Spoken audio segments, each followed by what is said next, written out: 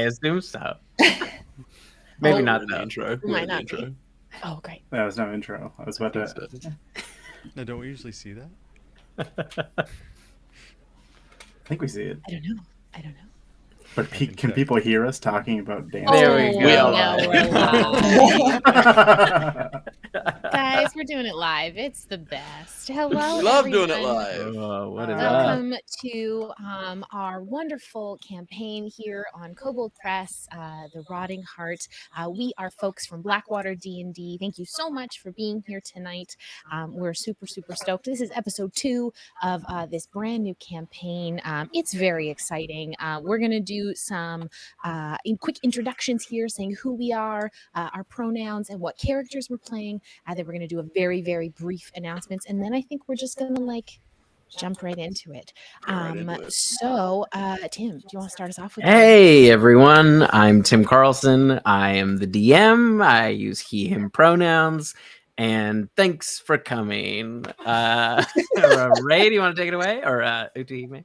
Yes. Hi, guys. I'm Utahime, cosplayer, streamer, TTRPG performer. You can find me on social medias at Utahime Cosplay and Brianna DeCosta on Twitter.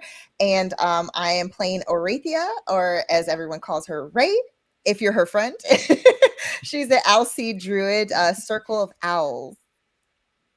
Nice.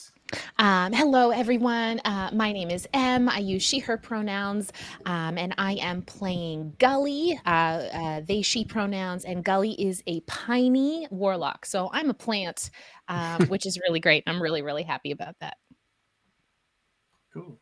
Hi, my name's Gordy Lucius. I use he, him pronouns. I am a comedian and overall weirdo, and I do comedy online. You can check me out at GoGoGordon on Instagram and stuff. Not a lot there, but there's some fun stuff. I'm playing a character called Franklin Heavyheart who uses he, they pronouns, and he is a gear-forged shield fighter. Hi, I'm Adam. I use he, him pronouns, and I'm also a weirdo, and I ran out of hairspray today.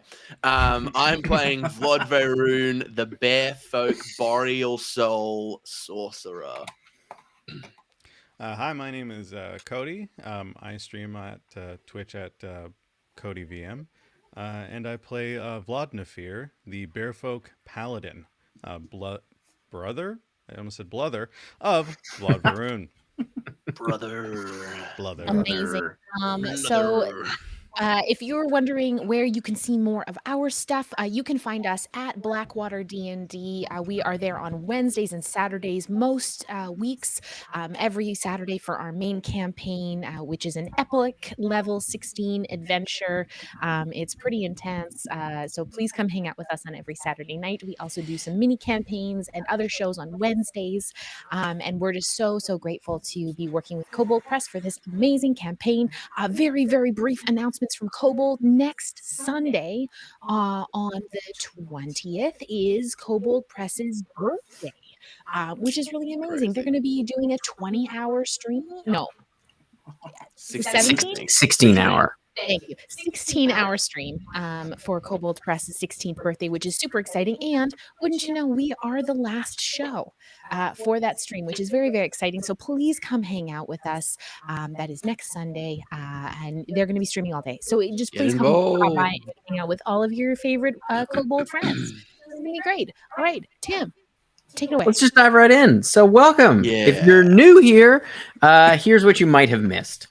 So our adventurers came together, an Alseid named Ray with her companion, and a Piney named Gully, and 2 Bearkin brothers, Vladnafir and Rune, were brought together when they came across a gear-forged minotaur named Franklin, who had been brought to the Western Margreve seemingly by the forest itself, only to be set upon by several blighted stumps.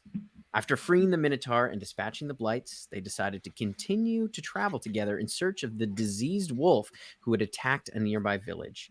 The Bearkin brothers believing it could be related to their own search for vampires. As they pressed ahead, they found the wolf who had been exsanguinated, its body beset by black roots and red flowers. As they investigated, they discovered 2 mushroom folk nearby waiting to ambush them, and that is where we are picking up. If you could all roll initiative for me, please. Dice. That's a really Oh good. boy, here we go. I gotta yell. I gotta yell dice before I roll my dice more often. That's great. All right. Apparently gives me power. So 25 to 20. 22. I think I got a natural 19 on the last initiative roll as well. You did, yeah. Spicy. And 20 to 15. 15 to 10. 13. 10. And there we go. I'm trying to remember new name. It's like, all right. And sorry, Nafir, what is your dexterity bonus? 2. It's 2. Okay, great. Awesome. And then 10 to 5. 5 to 1. Nat 1, which Right. makes it a 3. Oh no. All right. And what about you, Franklin? Ooh, Franklin, you're muted. I was Muted. muted. I was 6. Yeah. Okay, cool. All right. Oh boy. 6. Okay. All right. So, Varun, you are up first. So you see one of them has launched a spore at Franklin that kind of bounced off harmlessly. And it is kind of like one of them is just like emerging from the ground. So there's 2 kind of on either side of him. So Vlad Varun, you're up first. That's me. That's you. Sorry.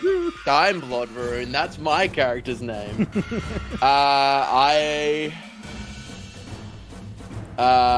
With a big roar, I'm gonna rush in, running my hand along the length of my spear and touching the ring that is embedded in the spearhead at the end, kind of covering the spear in ice as a bonus action, casting Hoarfrost. Nice. And then I'm going to jump and try to drive the spear into one of the mushrooms. Ooh. I'm going to try to drive into the one that was like, no, don't do it, because I think the other one's dumb, and I think we can convince him to be our friend. Okay. So that's the one kind of just coming out of the ground. I love hot dice. That's a natural 20. Nice. Hot dice. Do they have resistance to cold? Because They all do of them- not. Okay, so they're going to take a bunch of damage. This build is all about dice. We do love a dicey build. A dicey build. Then the dice get doubled. We love it until you have to count. Yeah, I got a lot of dice going on. It's okay. 6 plus another 2d4.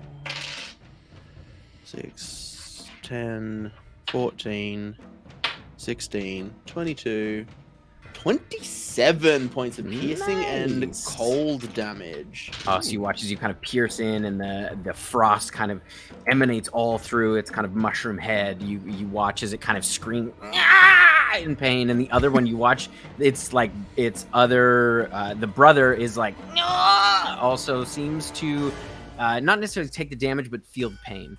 Oh no! And I it feel more is- bad now. All right, it is Gully's turn. Brother. Brothers.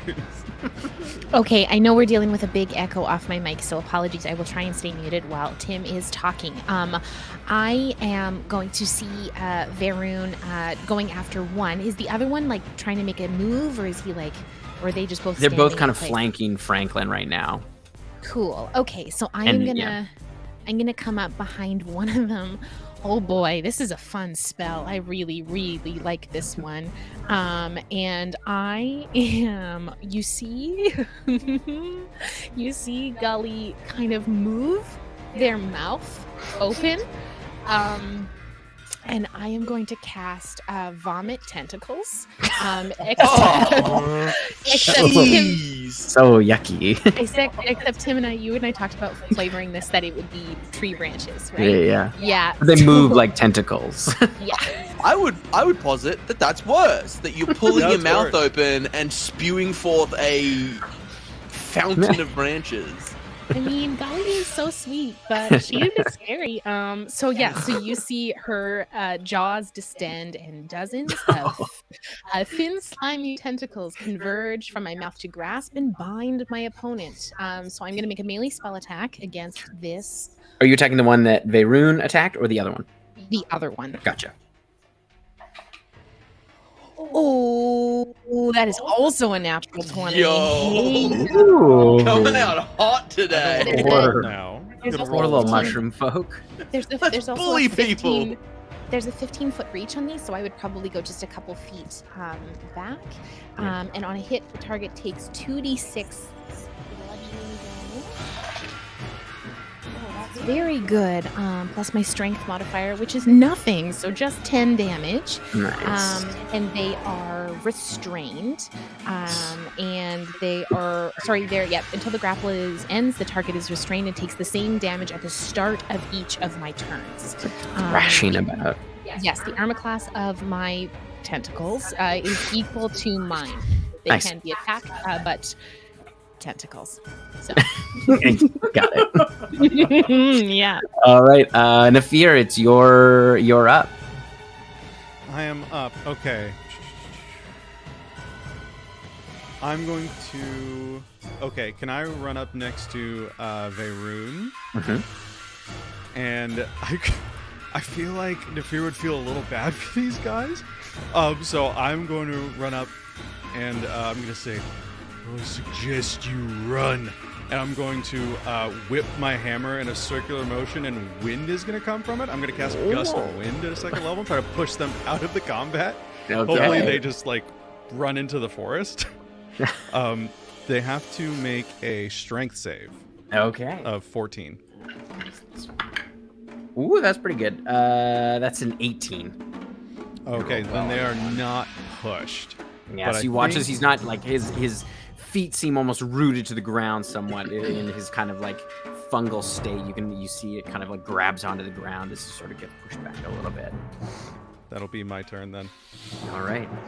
It is the Myconid's turn. Let's start with the one that is grappled. It is going to... you watch as it kind of flexes its body and another spore shoots out of its head at you, Gully. And I need you to make a Constitution saving throw. I am decently good at those. Let's do it. Dang. Darn. That is going to be a 16. All right, that succeeds. So it kind of like hits you in the face and kind of shake it off as it bounces to the ground, and there's sort of like a puff of spores that kind of dissipate. It is then going to, it's going to attack. It'll just attack your. It's going to attack those branches. All right, that's pretty good. 17 to hit.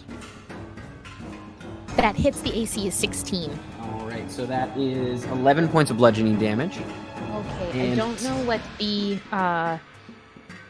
yes, okay. If the slashing damage is equal to 5 plus my Constitution modifier from the single attack. Sorry, what was the damage? 11 points of bludgeoning and 10 points of poison. Oh, absolutely.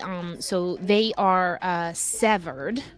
So he is released Yeah, from you the watch as he, like, grapple. claws down and breaks But the at branches. the start of my new turn, new ones come out. Yeah, gross. And would you say that because it hit the branches or the tentacles that I have to make the save against or the poison, or I take that damage, or is that not connected? No, because it would just be on the. I think it specifies on the tentacles. Like if they have their own. They do, yeah. Then I wouldn't. Yeah, it just is on the tentacles. We'll say. Sounds good. Perfect. All right. So then the other one is going to attack you, Veyrune. Bring it on. He is going to. You watch as he flexes and another spore shoots out in your face and kind of a puff of this kind of yellowy dust. I need you to make a Constitution saving throw for me, please. And my brother is standing next to me, is he not? Yes, he is. Does he have that ability yet as a paladin? Does he have a At boost? 5? The aura? Or was it at 5? so. Lay on hands. I don't think I have the divine aura yet. The aura Oh, comes. we used it all last week. Whoops. Double check. Whoopsie. Features, I'll roll game, anyway. It's a traits, plus paladin 7. features, divine sense, lay on hands. I don't have that yet. Nope. We go from highs, we go to lows. It's a natural one, Tim. Okay. I can only roll 2 things, apparently. So as the yellow dust kind of hits your snout, you kind of sneeze a little bit, and then you like your whole vision just fades as you fall unconscious. Stick one. You're asleep. You're unconscious for a minute. All right, and then it is going to attack you, Nafir. It's going to attack you with its claw. Absolutely. And that is... Oh, that's not very good. That's only a 12 to hit. Does not hit. Yeah, so it just scrapes off your armor, and he's not able to find purchase. But your brother, you watch, just passed out in front of you. Yeah, and is snoring quite loudly. All right, it is now Franklin's turn. Okay. So I'm like a shield guy, so I'm not much of a fighter, even though I am a fighter. So like I just want to like pick one up and kind of like talk sense into it or something. Like, how smart are these things? You can make a nature check for free for me. Okay, sure. Okay.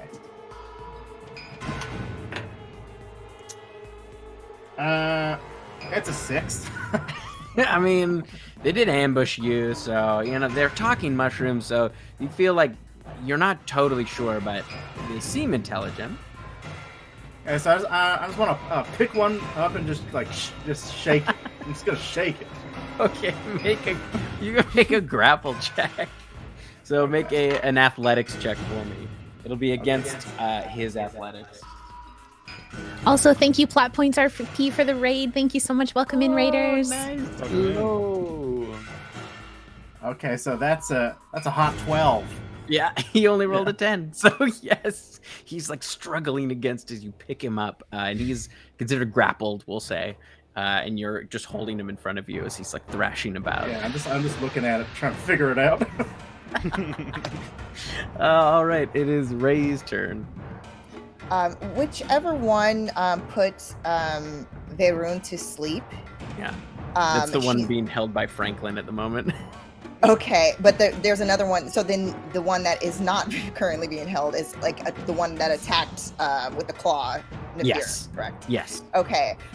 So seeing that Franklin might already have that one handled, she's going to focus. You'll see where Ray's eyes go completely black, and she stretches out her hand, and her hand seems to split open in that moment. And this dark black energy that takes the form of like a jagged, decrepit tree branch reaches out to strike at this thing. And I'm going to need a charisma save. Okay. So yeah, this is the one by Gully. Yes. And y'all get on at me for my creepy magic. So much Jeez. eldritch. I'm just here doing ice stuff. It's all chill over here. That's a 10. It fails. It needed a 14. So in that moment, it basically the branch will scratch at the surface of this creature, and anytime I inflict damage, it will basically fall prone in agonizing pain.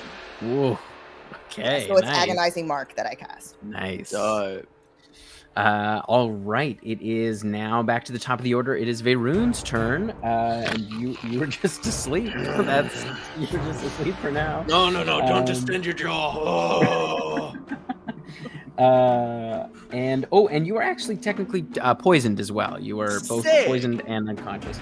All right, and now it is Gully's turn.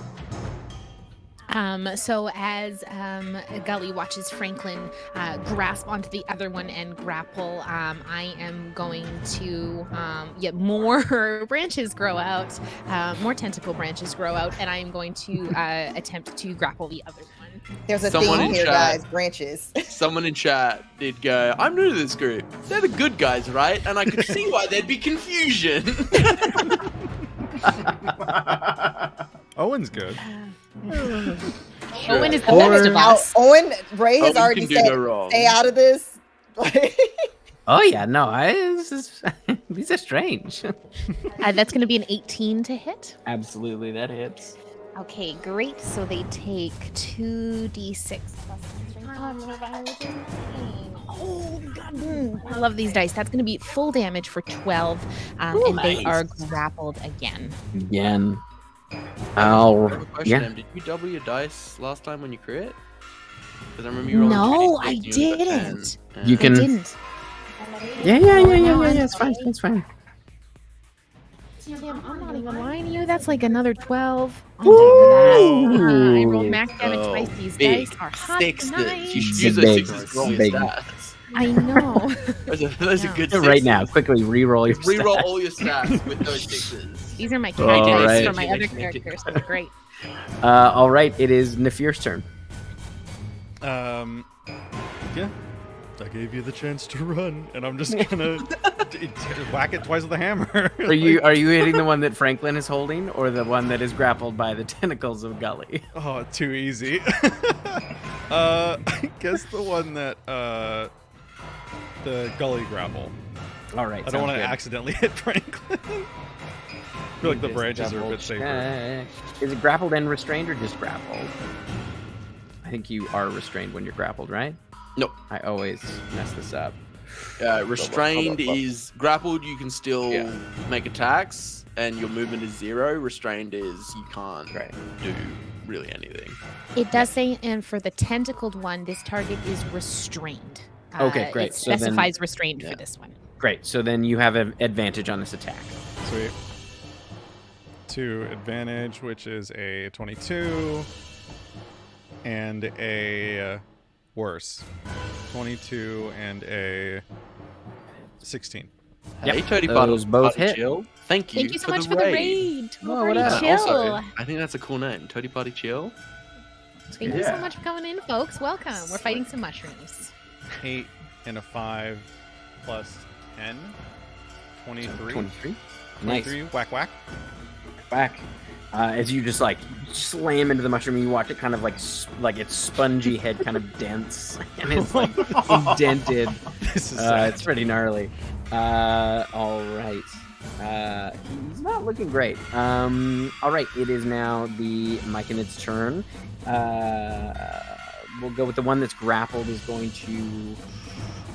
It's gonna squeeze its head again, and it's gonna shoot a different. You watch as like a reddish spore shoots out at you, Nafir. I need you to make another Constitution saving throw for me, please. Just out of my own personal curiosity, has anyone put Vlad Varun in the recovery position? Because he is asleep and poisoned, so I think No, it's fine. he's got to be on his side. It's fine. Face down. Yeah, you're not sleeping like Owen. Better than on the that's back. a Better 16. on the back. A 16, that is a save. So yeah, you like it kind of hits you and you knock it out of the way before the spores kind of get to your face. And then it's going to try to attack the branches again. It is at disadvantage because it's grappled. So, oh, that's still not bad though. 17.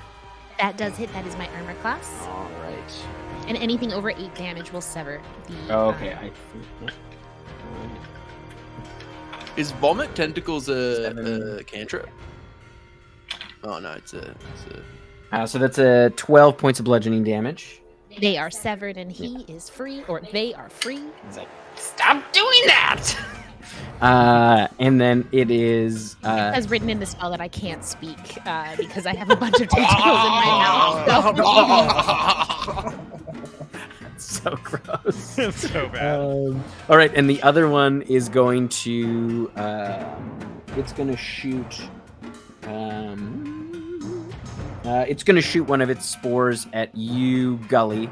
I need you to make a Constitution saving throw for me as you watch a yellow spore kind of shoot across. Oh, you got this. You're a tree. You love spores, right? Well, with my saving throw of 9, maybe not so much. All right, so total 9. So yeah, you like as it hits you, the spores kind of disperse around your face and all in your tentacle mouth, and you fall unconscious. Okay. You are asleep. What and does then snoring sound like with tentacles in your mouth? That's my question. you sorry, could I'll be mute. joking. You could be Could be, joking. I right don't now. know. Yeah, it's a sleep apnea sound. As a person with sleep apnea, it definitely sounds like that for sure. And then it is going to attack you, Ray. It's gonna like reach. It's actually, yeah, it's gonna move around and attack you, Ray.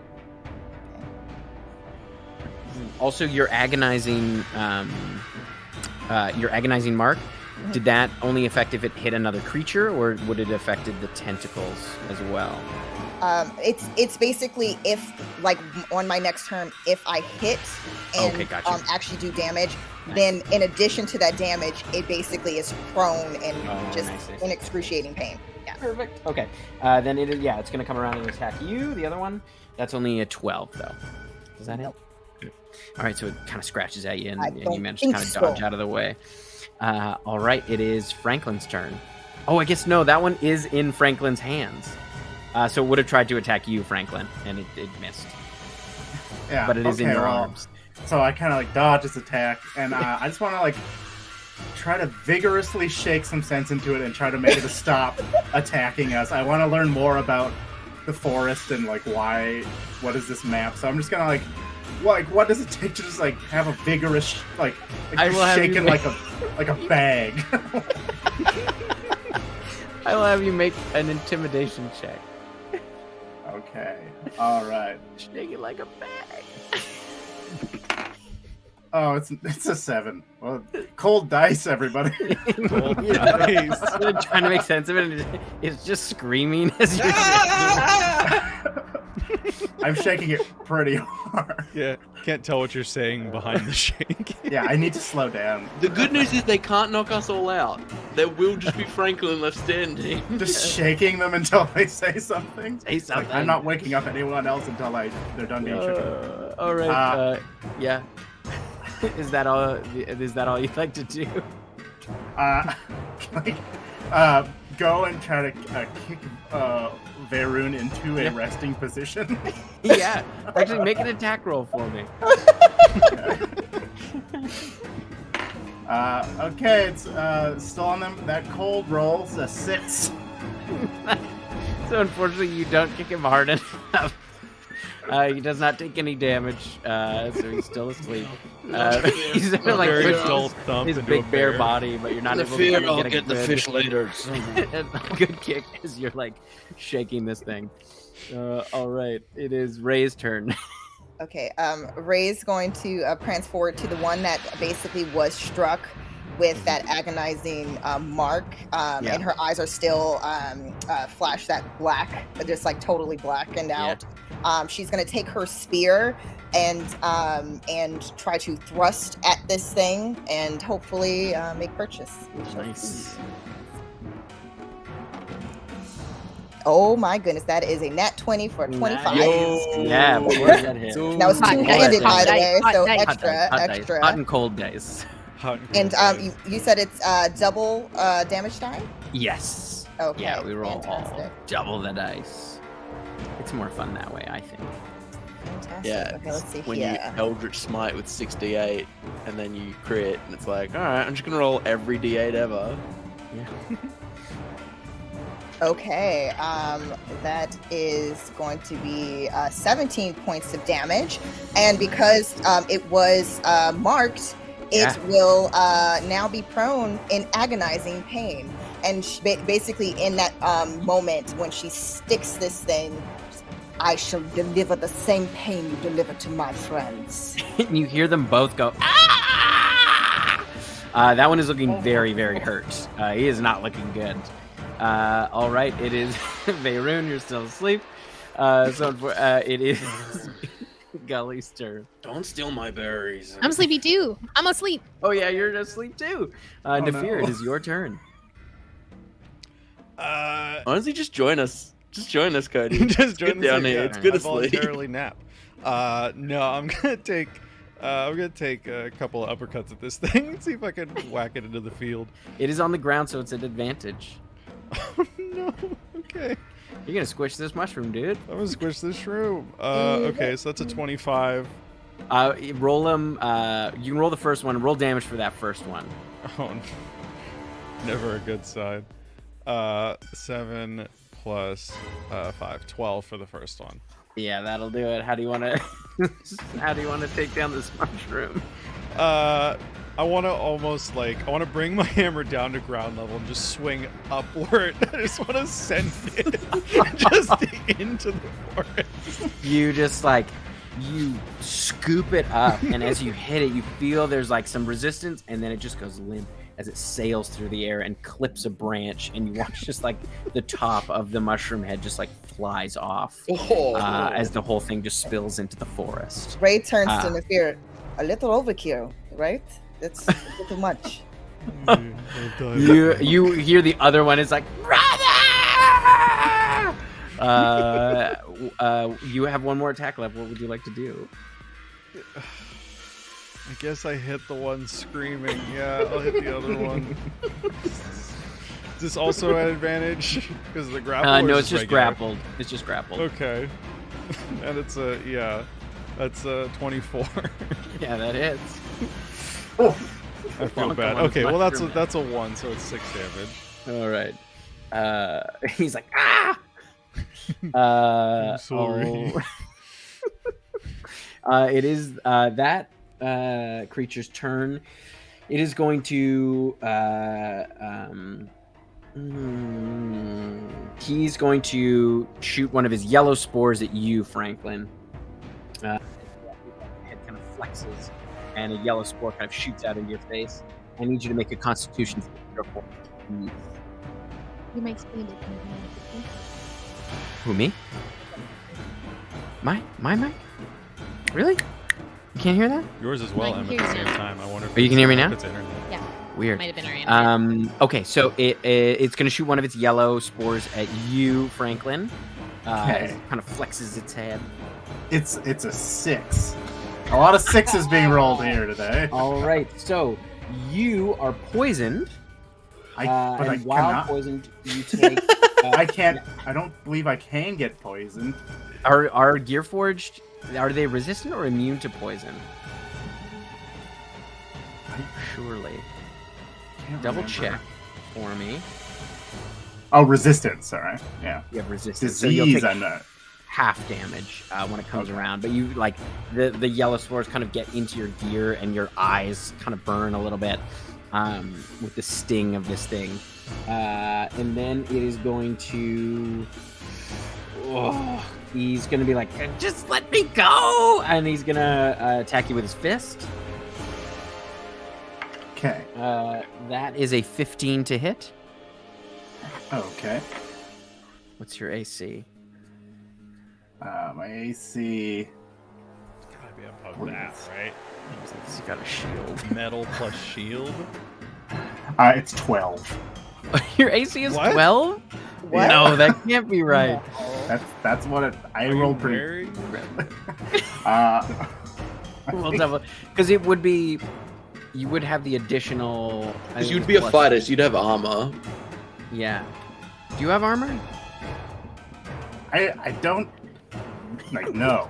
My whole thing is that he's just a guy he's a pacifist that holds a shield. I did not build this character very well. I love this. Amazing. Okay, so in your sort of your determination to talk to this creature, you just you let the hit happen, and it does.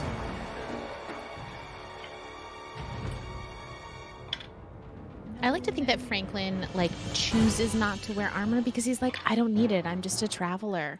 I just go around. You know, But I you mean, know what it is? It's like holding a very angry cat.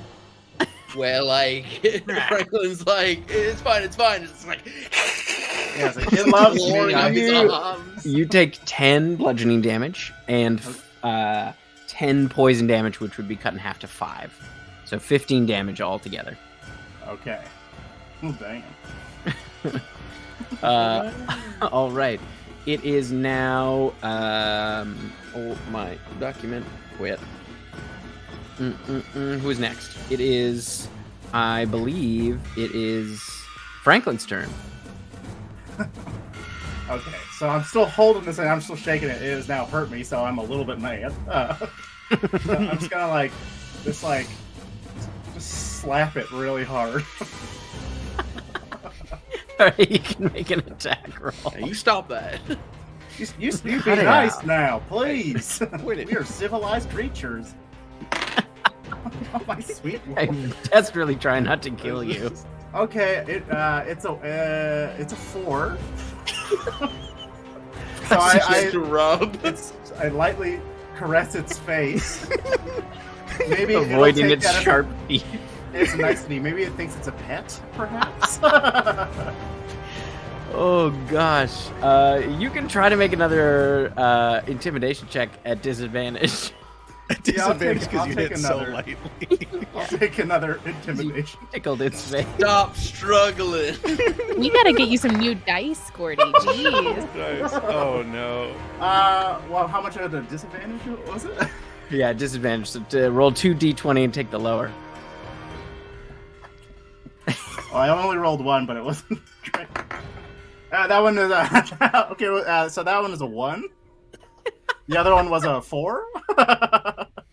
Nice. He's just this mushroom is enraged. Oh, it's so angry and not intimidated by you.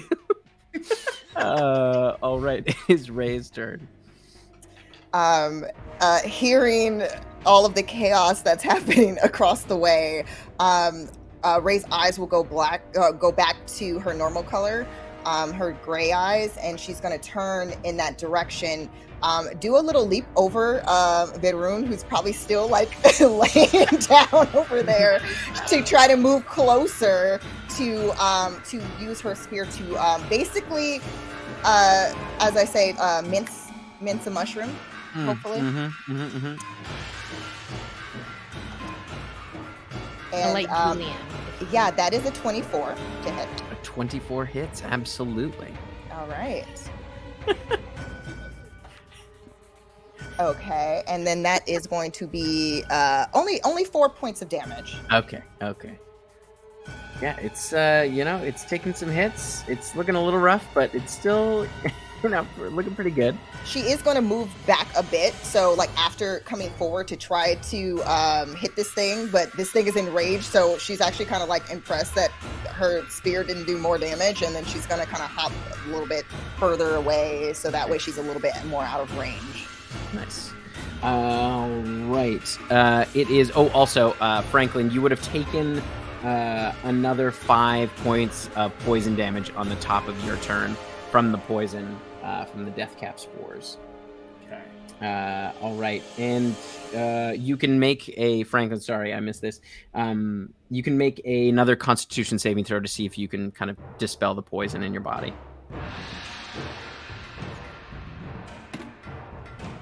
Okay. Well, this one's a 7, the best roll yet. So. Are you rolling a d12? Yeah, I think you might be rolling a d6. I think this It's is not right. Yeah, no. Cursed dice. Wait, That are we doing almost a bit looked like a because you D12. did just hold up a d12? No, that's a d20. Oh, that looks so much like a d12. It's multicolored. It just I looks believe smaller. you. I No, believe it's you. just yeah. So you are still poisoned as your gears kind of grind along trying to expel these spores. Ow, my gears.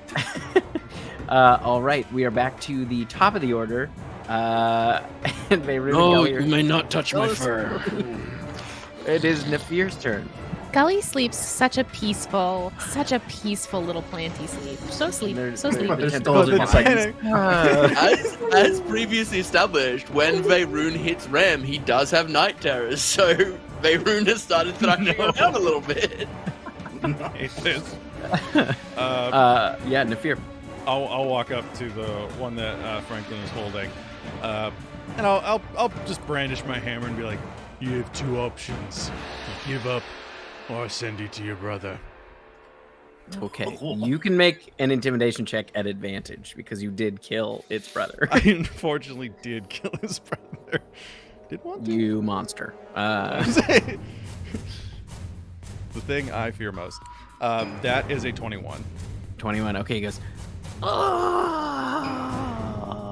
It's your choice.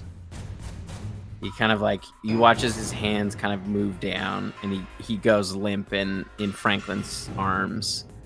It is his turn next. What do you want? Just let me go. Look, little fella, we just want to know why you're attacking us. We want to know more about this forest here. We need to eat. Well, I'm a big piece of scrap metal. How are you supposed to eat me? I told him not to try to get you. My brother is a fool. Look, we could just stop this right now. I'll put you down, but you gotta promise, you gotta leave us Yeah, alone, and you I'll gotta leave tell you someone alone. thing. Yes, of course. I'll leave you alone.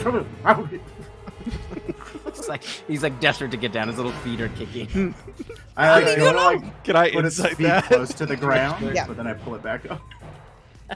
Yeah, I want to insight because Ray would have detected their thoughts. So Yeah, whether or not the intention is actually Yeah. a little bit more than what he's claiming.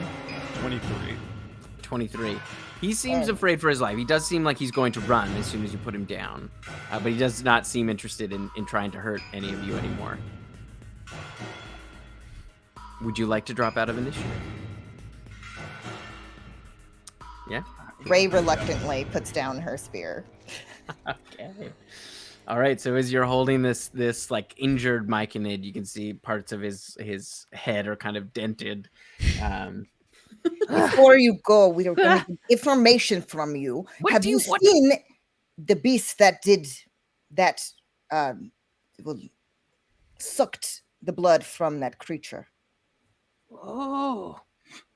Yes. Yes, it looked like a man, but pale. What direction did it go? Just follow the flowers. And he points over, and you can see where there are those kind of reddish flowers sort of dotted along the forest floor. You wouldn't be lying anymore, would you? No! No. I suggest you decide on smaller portions for your next meal. Yes, I didn't know there were so many of you. I just wanted to eat one of you. You have to look. You could leave this one. And he points to Varun, who's still... He will be plenty of sustenance for me. No, He would feed me for years. no, He that does is- nothing for you. That is my brother. We will be taking him. Hmm. That's kind of dark to say. No, it's okay. I eat my own brother. It's fine. Oh, okay. Well, he's Oh, up there. He I went saw that his, way. Oh, yes. yeah, I I saw will his find mushroom him and cap fall I will right consume off. clean him off. and create another brother from my body. It's fine. Oh, this is less sad. I'm gonna Yes, go so and it's kick away. you will leave. Oh, okay. I'll kick Varun away. You can see his like sharp teeth. And he's kind of salivating at the thought. Ray will go to try to wake up Gully. Yeah, as you take a second to wake them up, and they both wake up. Blood in the snow. What? Gully, are you The awake? mic and it just starts running into the forest. What happened? And you just see like Gully just like trying like he's like and then all like I had, Sometimes Little people switch mischievous mushroom was playing tricks and put you to sleep. I had terrible nightmares. The gully's face opened up, and Ray, your hand opened up, and Oh, that really happened. No, You no, actually No, that- saw that happen. Daymares. that really happened. Mhm. I don't really get to that's just kind of some of the magic that I can do. It's that one's a new one. I kind of was trying to fix this and then that happened one time and it was helpful. So I do that sometimes. Sorry if it bothered you. No, just remind me never to be on your bedside. Oh, you couldn't be on my bad side, Nafir. No, you're so sweet. It was It's- my- Only if you Nightmares. decide to eat the deer meat, then That is you're on enough. my Oh, bad side. yes, What? there will be Sorry, no, what? no, I you didn't know, understand that word you said. Mhm. The what meat? The deer. The deer The what? deer. I don't know that word. Mm. Don't Oh, even. meat. Very funny. Very funny. So what? So the little mushroom ran off. Well, we got the information about the creature, the dampier, potentially who's running abouts in these areas. Oh, the one that Rune and Nefir are looking for. That's And the one that did that to that poor creature. right. So Eklet is your beast as well. I guess we're looking after the same being. See, it's exactly like Gully said, destiny. It was meant to be. It appears that way. I mean, the forest brings people together for a reason. So it's good we met y'all. It's really nice. Mm. I agree. Told us to follow the flowers. Why don't we? I'm fine to keep going unless y'all need a minute. I'm happy to take a break if y'all want. But you look like you're injured, friend. Me? Yes. Oh, not that bad. I mean, I'm all right. And Verun, are you okay? Yeah. He's fine. He's Fine. fine. Okay. All right. Just If got- we need to take break, we should take break before we head forward. No, I You just should got a try. little bit of its head gunk in my mouth. I'm fine.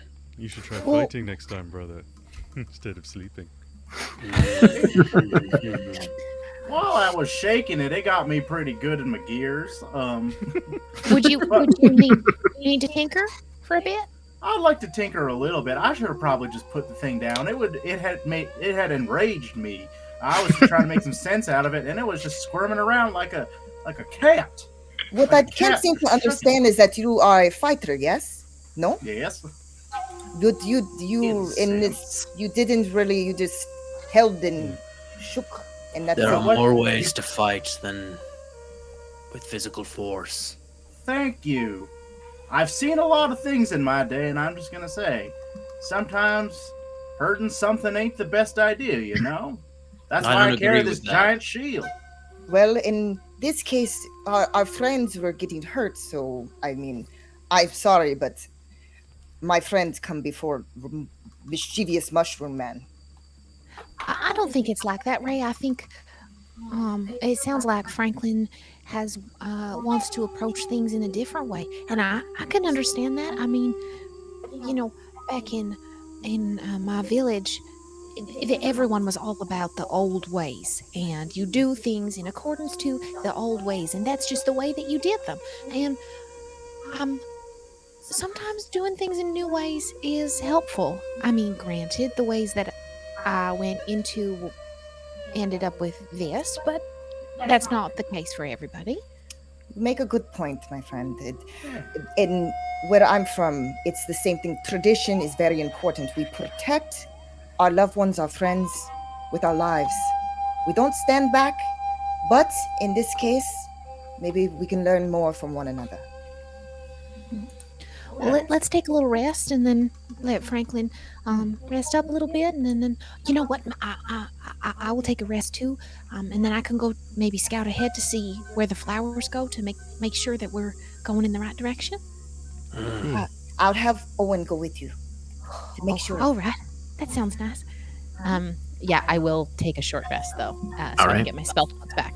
Nice. Okay, so you all take a short rest here in the forest as you kind of take a second to take a breather and tinker a bit and kind of get your bearings again. I cast no spells and took no damage in that fight because I was asleep for the entirety of it.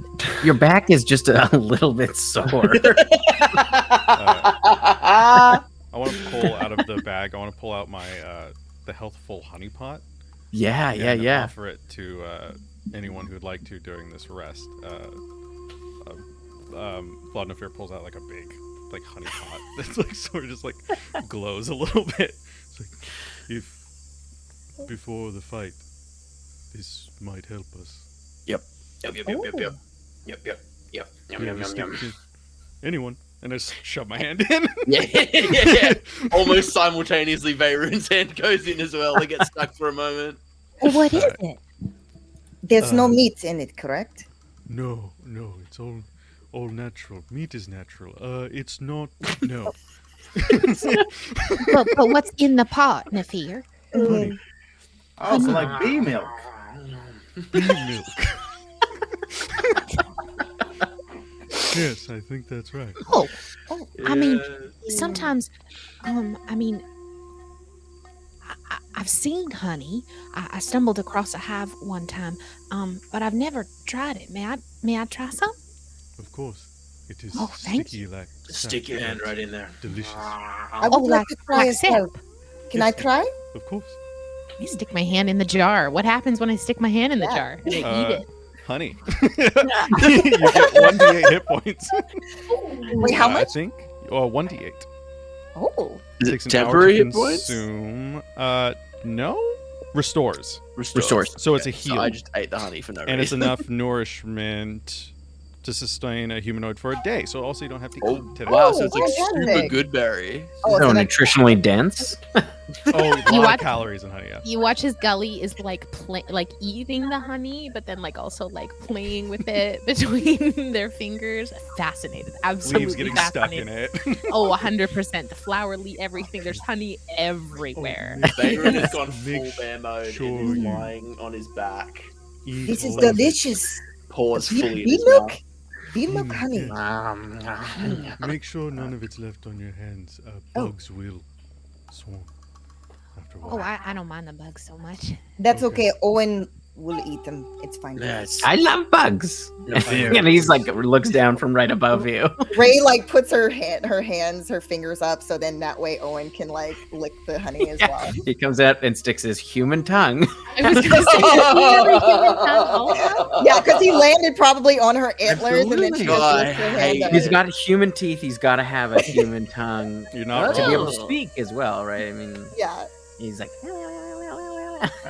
Franklin is just like tinkering and like fixing himself and like is looking at all the cute things Oh. happening. He's like, "Wow, this is delightful." And then he Franklin- sees Franklin licking with the tongue. He's like, "Oh, damn!" You're cured of poison. Oh You're yeah. cured of all diseases and poison, become immune to poison, and being frightened. Oh. Oh. And you make all wisdom saving throws with advantage for the next Oh. 24 hours. Wow. Whoa. Tasty honey, dude. What is in That's like this? How Hero's many feast, charges of honey is that? You have 12 doses, Oh, okay. Oh my and then it's not good for another week. Oh, interesting. Yeah. love I it. probably shouldn't have had. Oh, I was poisoned, I guess. Yeah.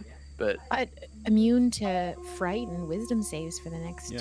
I think that's going to be Gosh, that's useful when great. we follow the flowers. Yeah.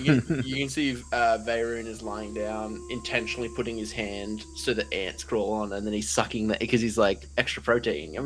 He's sucking the honey ants. I never liked Gully, it. It's too after spicy. having their first experience with honey, you see like extra leaves are just like stuck to the stuck to their face, and they just look have like a kid with chocolate all over their face. Sugar rush. Bunch of juice kids. Gully is for sure a juice kid. I'm ready whenever y'all are. I'm ready to go. Like buzzing with a little bit of like energy. All right, so you you kind of pack up your things and begin to head out. I'm gonna scout ahead. Absolutely, you can make And a Ray will have Owen go along with. nice.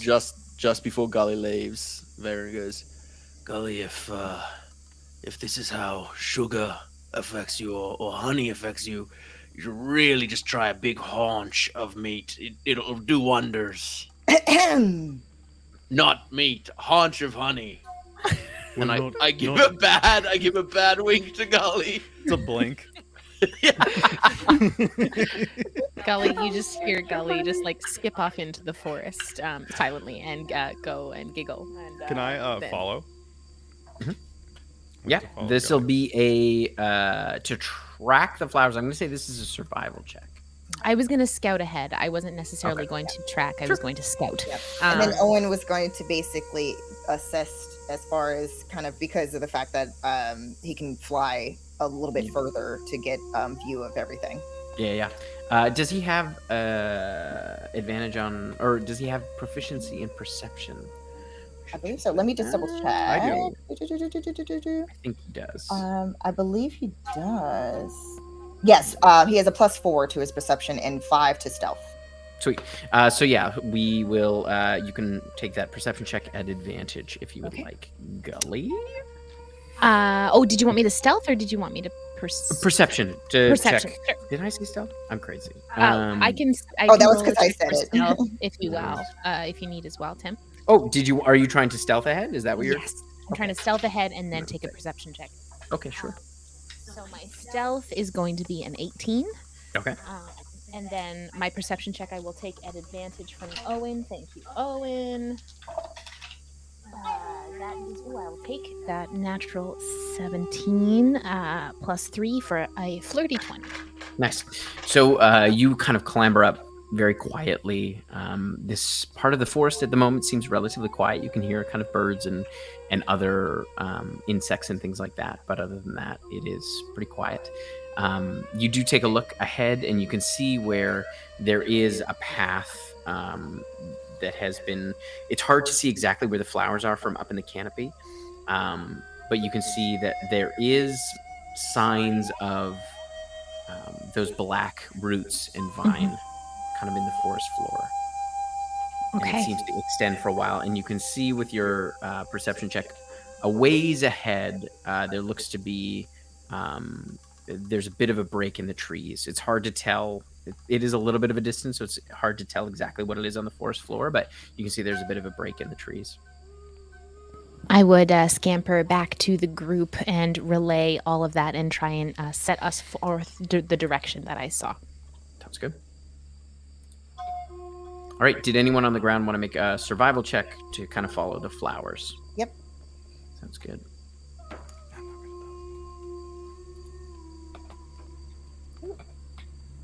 Okay. And then for that is it's a 21. Nice. So yeah, you're able to pick up the trail of the flowers pretty easily as you kind of spot them in the underbrush. They do stick out a little bit as you kind of lead everyone on this path, and you can see it as kind of a winding path as it leads deeper into the Western Margreve, and you head out on your journey along these flowers. After probably about 6 hours, so it's getting closer to evening. It isn't nightfall yet, but it is getting relatively dark under the heavy canopy. And you can see just ahead, it's probably about an hour away, you suspect. But you can see that where that break in the trees is, and you can see some water as well. What would you like to do? Do you think that we're gonna find that what did you call it, a Damphir? Your target, our target, I suggest, or do you think? Vampire spawn. Oh, Not that quite. sounds worse. Not quite as powerful as a vampire, but just as bad. Not just as intolerable. Now, I what mean, did you say that they did to your people? Yeah. This one in particular, nothing. So why are we searching for this individual? I mean, other than obviously what it's been doing to the town. Because Eklet the Meek serves Mercy Black, and we're hunting Mercy Black. So it is Mercy Black that did something to your people. No. No? No. We hunt vampires. So you're just hunting them with and they hadn't done anything? I mean, Mercy Black does vampire stuff. Do you have any evidence of this, these actions that you're saying that they do? Yeah, like villages who have lost people to Mercy Black's farming. They farm people. Oh. They capture people and put them in pens so that they last longer, so that their meals are more conveniently accessible. These aren't good folk. Well, They're certainly. monsters. Sorry, Nifir, you were saying something?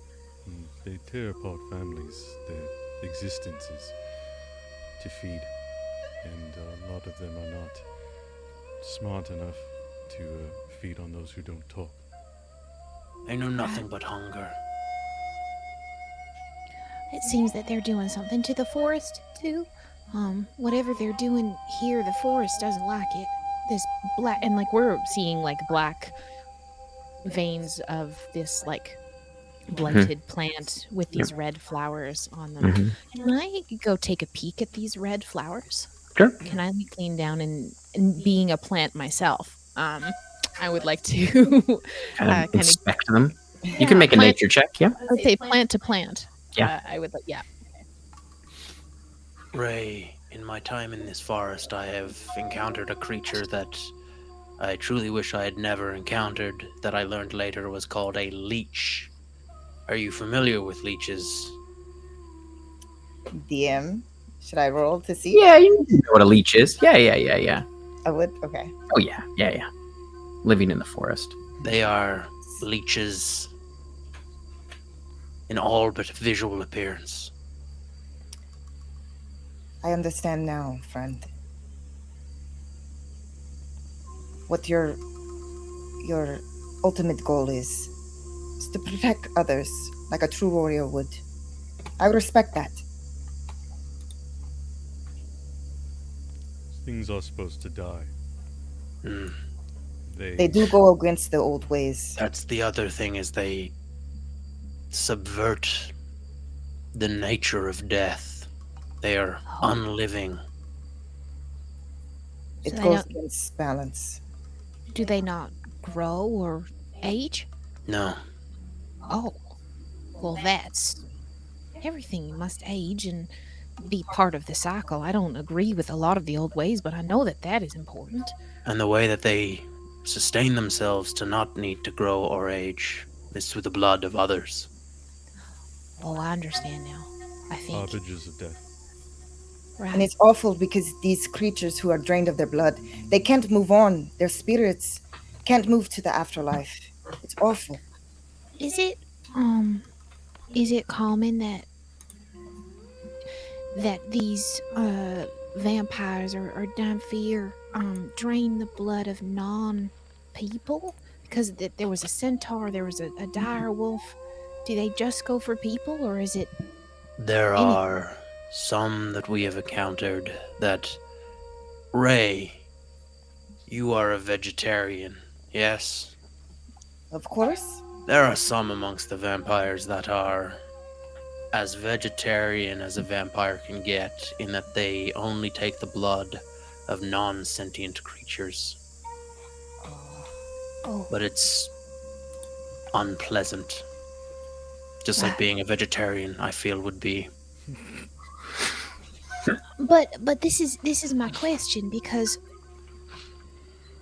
sorry, forgive me, I'm learning as I go here, but if it was just feeding, if it was just eating, then why would it create these creatures? Wouldn't it just eat them and kill them? Because we've seen this centaur that hit Franklin, and then there was this wolf that terrorized the village. Why is it creating new things when it's just supposed to be eaten? My one theory is that the abomination of vampirehood and whatever afflicts you so, Gully, have perhaps come together in an unholy melding. It's the only thing I can think of. As you say that, you watch as Gully just shrink. Oh, okay. Veyron puts a massive paw on Gully's shoulder. No, it's okay. I understand. Don't be ashamed of your scars. That's what I told her the other night. They See? inform us of our story and our path. But I don't want to be a vampire. I No, don't want to. I don't think that. I think they have been similarly affected Oh, and are of less noble character. I don't think you could. Oh, Yeah, your you don't heart's have too blood. pure. that's very kind of you, Franklin. And My whole we said that body's they- a scar. One of the ways to kill one of vampiric natures to drive a wooden stake through their heart, and you are mostly wooden stake, so I feel like it's like an antithetical. I don't think you could be. You could kill many that horrible thing Yeah, you did. yeah, that mouth thing. Oh, wait, you said Like a wooden vampire stake. slayer. Wooden stake? Yes. Yeah, And well, Ray in that moment will take her spear and she will wave it. And in that, when she waves it, there's a flash of green that flickers in her eyes.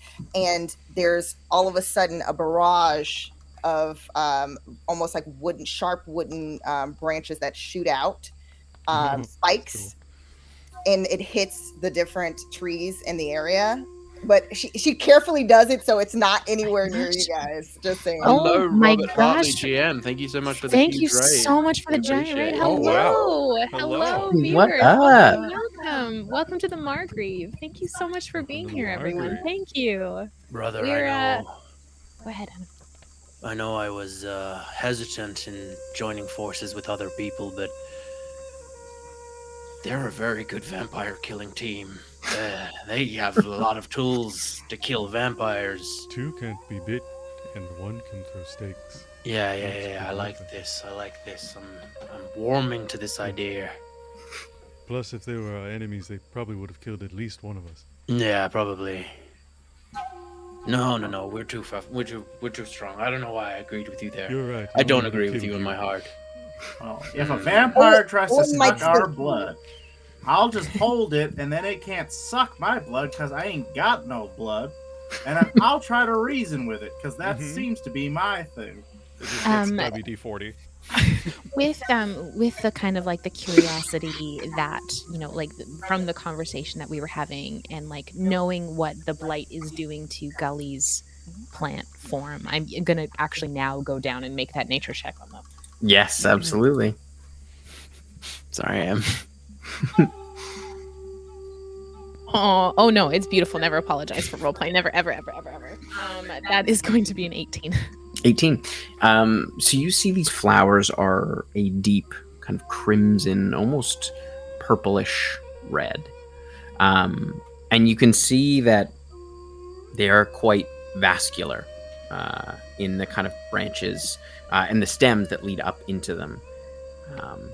And they seem to be profligating along the vines and the roots, the black vines and roots. Can I try and pull one of the petals off? Yeah. I want to try and because I know that there's often like in the bottom of a flower there could be nectar or pollen. I want to see if this kind of is there. From what they've been talking about with everything with blood and stuff like that, I'm curious if these flowers contain blood. Yeah, so Sick. as you pull it off, you see it isn't blood, but you see kind of a viscous clear liquid. Can I touch Taste- it? Taste it. Taste it. I'm gonna touch it and I'm gonna, Taste yeah, I'm gonna taste it. I am also Rule number one of the forest: always put it in your mouth. as a plant person. I am. I have advantage on saving throws against poison and resistance to poison damage. So it has a. It does not have any strong taste. It's fairly neutral, but you do take 6 points of necrotic damage. I am also Oh. resistant to necrotic damage because my star in shadow casting. So that's 3 points. Dope. How was the plant milk? You watch as Gully just kind of was like, Should I- and Is it like honey? as you see that, you watch as the blight that sits under Gully's skin pulses once or Ooh. twice. I don't think I want to try that. Not high. No, please don't. Yeah, don't put that in there. It's it'll probably hurt you a lot more than it hurt me, but something is very wrong. I expected nectar or sometimes plants make a sap or a sugar substance to sustain them, but it's not that. It's very, very wrong.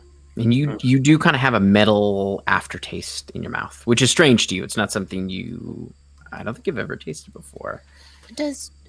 Why does my mouth taste like it tastes like Pine nuts. no the Uh, sense of and it is off, Squid.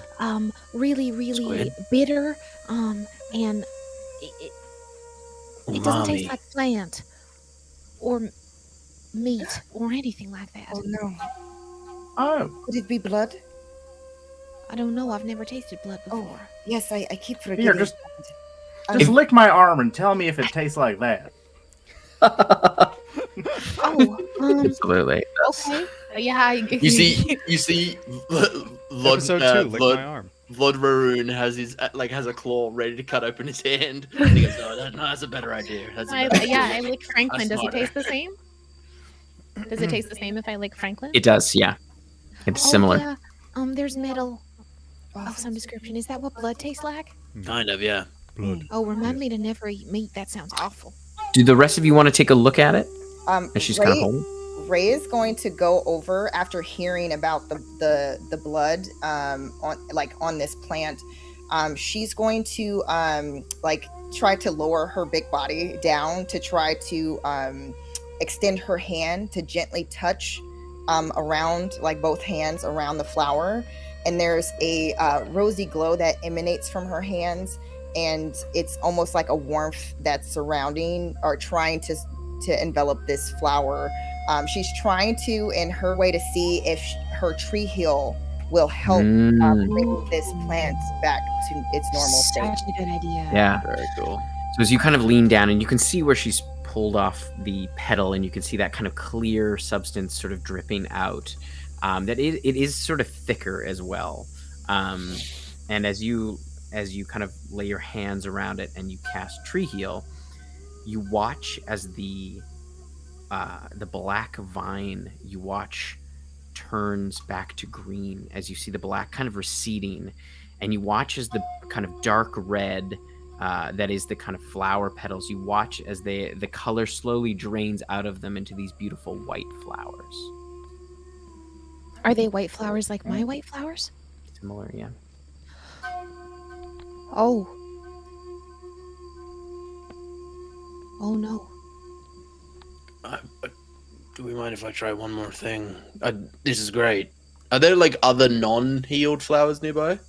There is some other flowers nearby. Or yeah, there's definitely other red flowers for sure. Yeah. I walk over to one of the red flowers and I bite into my hand and I drip some blood onto the flower just to see what it does. Yeah, so you watch as it kind of drips onto the flower. You watch as the flower doesn't move, but you watch as a black root kind of comes up and over, and you watch as it kind of settles and the blood kind of gets soaked into the root as it kind of plunges back into the ground. I am rethinking my earlier theory that trees can't be vampires. What if this Mercy Black, this vampire that you talked about, what if she Gee. what if she's the one who's wrecking the forest? What if she didn't do this, but what if what's wrong with me is because of her? We find Eklet, we get information on Mercy Black. Well, there's a clearing up ahead. That's where the flowers go. Maybe we should go that way. Yes. We should. At least we know that there is hope that things could go back to normal. I want to preface, if we do run into Eklet, two things. Eklet is a coward, craven, little scum who will do anything to slip free of a net. But we want to take him alive. But Why? alive. He can't talk if he's dead. But Maybe he's just misunderstood, you know? Well, we'll try to understand him then. I have my ways of making sure that someone doesn't escape my grasp. No worries. I will handle. great. I'll shake him. And What? Franklin, I'll tell the family that we passed through who lost a relative that it was just a misunderstanding. Oh, I don't think he meant it like that, Varun. These creatures aren't misunderstood. They're monsters. Let's. Well. If it can. Come see, come saw. If we can. Oh, I love Franklin. Good to the core. Good to the core. It's so hard to play a stern character around Franklin. If what Ray did can help, if we can fix it, maybe I can go home. And if this goes, then maybe I can go home, and that would be nice. You're all welcome, I think, to come visit. At least you're welcome back into your home. I can never go back. So. Well, I'm not going anywhere without you, Ray. You can come with me. It's fine. We don't have a home. It was destroyed. I'm sure that, I don't know if the tree branches up at the top will carry bears, but we can find somewhere for you.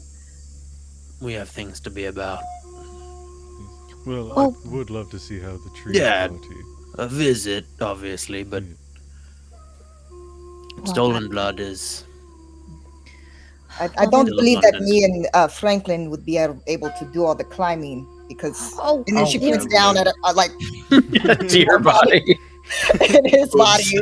Like, you see, watch Gully do this, their brain just does like mental calculus of like trying to figure out how they would get you up into the top of the trees. We'd figure it out. I know we could. Yeah, vines or something. Like a pooling system. Yeah. I feel like I'm a natural Taurus. I feel like I'm gonna just stay on the ground, but I'll watch from above. I like to watch people having fun, you know. My fun is watching other people have fun. You see. And so I suppose we press on ahead. All right, so you get to the edge of the clearing, and you see now what lies before you is in fact a swamp. You can see kind of dark brackish water and a number of bald cypress trees kind of growing up out of the swamp. And you can see that there is a number of roots and things like that within the water, and probably about 90 feet out there is near the middle of the swamp. It's fairly large, though. It kind of continues off kind of northeast, and you can see there is a boat kind of semi-sunk, sort of bumping up about against a tree about 90 feet away. And there is a pretty awful smell to this whole area. Can I, And it is also getting dark. You're now kind of near the end. Can I get closer? Can I try to sneak up, like, within 60 feet and then divine sense? Of the boat? Yeah. You'll have to go into the water. So yes, you can. I hate getting wet. Let me. I'm not. I don't mind. I can see if I can. Because how far is the boat offshore, Tim? Sorry, one more time. 90 feet. I don't mind a swim. I'm wood floats, so I'm good at it. You won't be able to sense, but you can tell me, I suppose. I'll wait at I'm the sure I water's can edge. figure it out. Nafir, I think this is the place. Just like a leech to live in a swamp. Let me see if there's anything I can do ahead of myself to see if there's anything I can grapple. Can I divine sense anyway? Yeah, absolutely. Yeah, just maybe it won't hit the boat, but just around me. Mm-hmm. Is there where I could use my shield and then put Gully on my shield and then just push it out like a boat? Is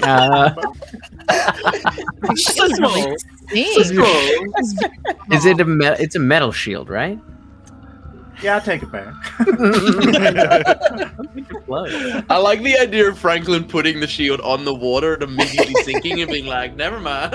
I'll take that back. I'm smarter than this. I should have thought about that in the first place. Yeah. I am going to you watch as Gully takes their hand, and I'm gonna kind of drag it over my hair and down my body, and using a pore of its mantle, you're going to watch as, is there any type of vegetation on the surface of the swamp? There are some lilies and things like that. Yeah, and there's like an algae as well. Cool. You're going to watch as algae and lily pads kind of sprout along Gully's back as a way to up my stealth, Tim, to blend in with the surroundings. It adds a +2 to my stealth as I go and try to get towards the boat. All right, so as you're about to head in, as you, Nafir, kind of cast your divine sense, just at the edges of your sense, you sense undead. And we're going to take a break there. Oh my gosh. Dang. Thank you. Tim, you're so good at the cliff glitching. Oh my gosh. Just a little break. Taking years off of our life with those cliffhangers. Thank you all so much for those of you joining us tonight. So happy to have you all here. If you're liking what you see, please give the wonderful folks at Kobold Press a follow, and please come hang out with us every Sunday. Also, please consider giving us over at Blackwater D&D a follow. We are just a very passionate group of TTRPG creators and all that kind of good stuff. We play live every Wednesday and Saturday, and we're so happy to be here on Kobold Press. We will be I dropped my book. Tim dropped some books, and it's scary. It's scary when Tim starts bringing out the book. So we're gonna let him pick that up. We will see you in about 5 minutes or so. Bye, everyone. Bye. See you soon. Bye. All right, welcome back. We're back. So, We're back. as you are about to step into the water, Nafir, you sense that undead presence just at the edge of your divine sense. What would you like to do? Do you continue into the swamp? Can I whisper? No. Also, Franklin, you clue in that there is reference of a swamp on your map that you had. Oh, there's swamp. There's a swamp on his map. Fetid swamp. They're on the boat. And I'm going to you kind of notice and as we were going through the forest, Vladnafir's armor doesn't clank, and his steps don't really make noise. He's a large bear, but he's quite quiet. And I'm going to slowly slip into the water, and I'm going to try to catch up. Ray will, after hearing if Nafir did let her know that, she also too is very lithe. She doesn't leave any tracks, and she is really graceful as far as just for her large size. So she's going to also proceed forward and trying to take advantage of the fact that she's trying to also to kind of go on the other side of Nafir, since I believe he's a little bit taller, and trying to blend in with the scenery a little bit more so she can kind of hide as well and use that stealth. All right. I am going to have you both make stealth checks for me, or everyone who's going in the water. In the water. And then for this section, I am also going to have everyone roll initiative. Ooh, very cool. Wait, what? So 19 on stealth. Okay, that is a 25 for stealth. That's going to be a 24 for stealth for me as well. Nice. So yeah, you all enter very quietly. And it doesn't matter. Good. Only 11 for initiative. 21. 21 for Gully. Fuck. Cody, that's the one. The one F-bomb.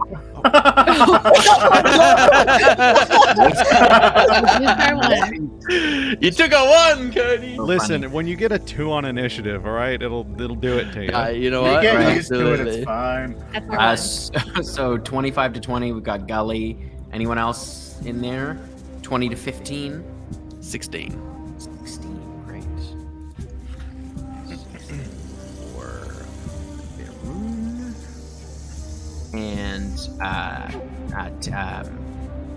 15 to 10? 11. I got 13. 13. My initiative rolls have been garbage today. Same. And then the fear, yeah, you got a 4. While Tim's writing that, I just want to take a moment to shout out Sirenscape because Epic Games require epic sound. Thanks to the folks at Sirenscape and their beta. We love it. Yeah. Okay.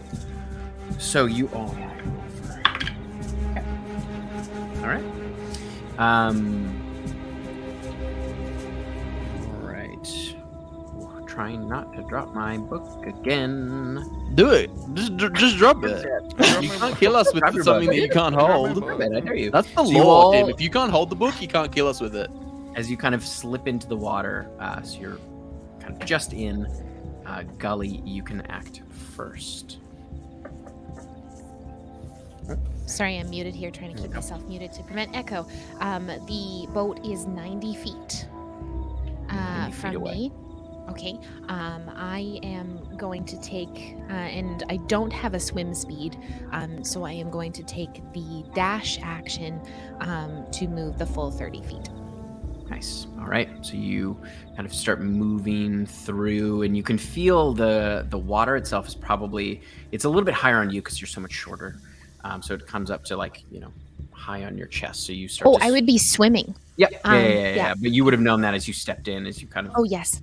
And Nafir, it probably comes up to about your waist, and same with you, Ray, kind of just where your sort of haunches are. I would have dipped lower to be like I would crocodile have style.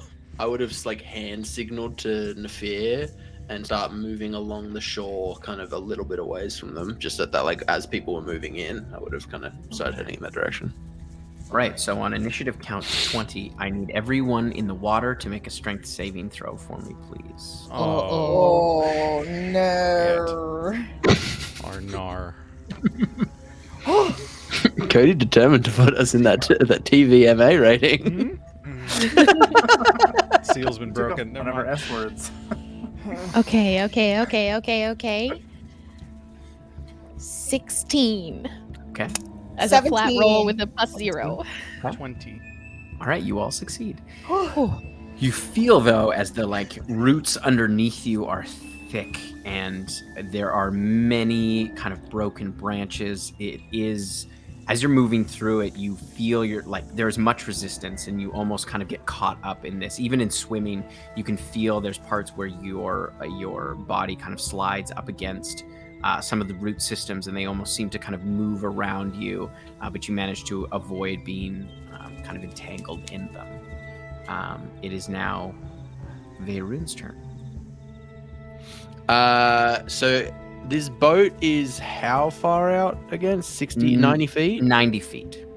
Okay, let And me you can look see at it's this partially ability. submerged. It's kind of bumping up against one of the trees. Didn't add it.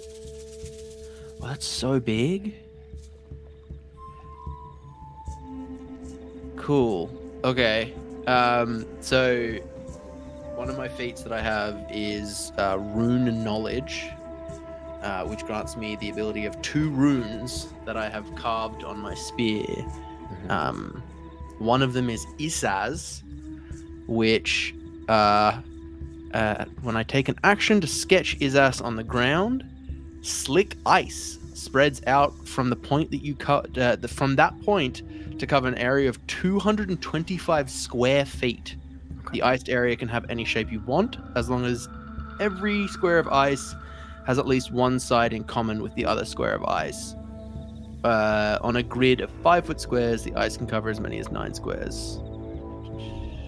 It's difficult terrain, and it's non-magical, melts normally. So I am going to essentially, as an action, create a pathway of solid ice straight to the boat for me to cross, because I do not suffer from difficult terrain on ice.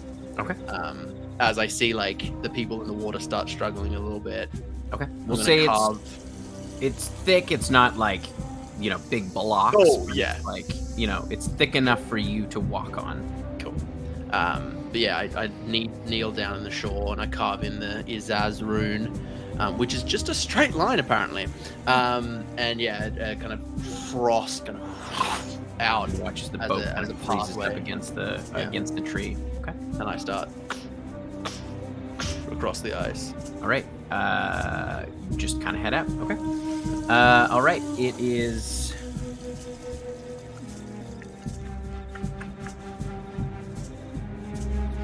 Man, I get nervous every time Tim makes that noise. I don't know about Yeah, y'all, but the predator the thinking clip. noise. Yeah, the thinking noise. I get nervous when Tim makes that noise. This is my first time experiencing it, and it is. I feel it. Yeah. I feel like, this is what they're referring to. Yeah, when Tim's looking at the book, it's a bad time for us. Oh no. As you get 30 feet out, Veyrune, you see as a horrifying creature kind of looks. You can see kind of holding on to one of the trees kind of off of your path that you didn't see before but you've gotten far enough out, it was kind of behind, and it's about 60 feet away from you. But you can see it just staring balefully at you. And I need you to make a wisdom saving throw for me, please. Absolutely, I would just As you see this love to. skeletal-like creature with kind of torn bits of flesh and just covered in blood. How's an 8 feel, Tim? Does 8 feel good? Hmm. Do you like to hear an 8? You feel this almost dread kind of creep over you. So you have disadvantage on all attacks until the end of your next turn. Oh wait, the honeypot. Cool. Or the I'm end of immune. its... Oh, yes. I'm immune to being frightened because I slurp down that good honey. You are not actually frightened. It's not frightened. It just makes It's just me that you have disadvantage on attacks. cool. But you as do get this- advantage on the wisdom saves. You get Right? advantage. Doesn't I that mean do. So that 5 roll that becomes again. sorry, the 8 becomes a 7. So it's an 8. Whoa! I rolled a 5 and then a 4. So you're not Oh. scared of this thing, but it is so disconcerting as it as you look at it, you watch as it moves in the same way that you do. As you tilt your head, it moves its head in the same way. Everything in this forest is weird. We tried to throw the book at Tim, and we dropped the book. And you watch as it drops into the water. Ugh. All right, it is now Franklin's turn. Okay, so I have the map in my hand, and I'm just looking at stuff. Can I just kind of just search around and investigate if there's anything this map can help out with us trying to get to that boat without these creepy things getting at us? Sure. Yeah, you can make a survival check. Okay. There we go. That's a 20. Nice. So you kind of look around and you can see how the swamp is kind of laid out, and you figure your best guess just with the way that it is laid out. You probably moving through the water is the easiest, but staying closer to the some of the trees. If you were able to climb trees, you might be able to kind of move through the trees to get to where the boat is, but you'd have to kind of go around to the kind of farther west of where you are to kind of find a path of trees there. Okay. You'd probably have to go another 60 feet over before you could see there would be kind of a path of trees that could probably get you to where the boat is. Okay. So I'm going to take that safer path. Okay. Do you want to? So you head 30 feet in that direction, heading towards where the safer path is. Okay. All right. It is Ray's turn. Okay. Can Ray see the creepy skeleton person? It has slipped beneath the water. So we no longer can see it. You cannot see it. Let me see.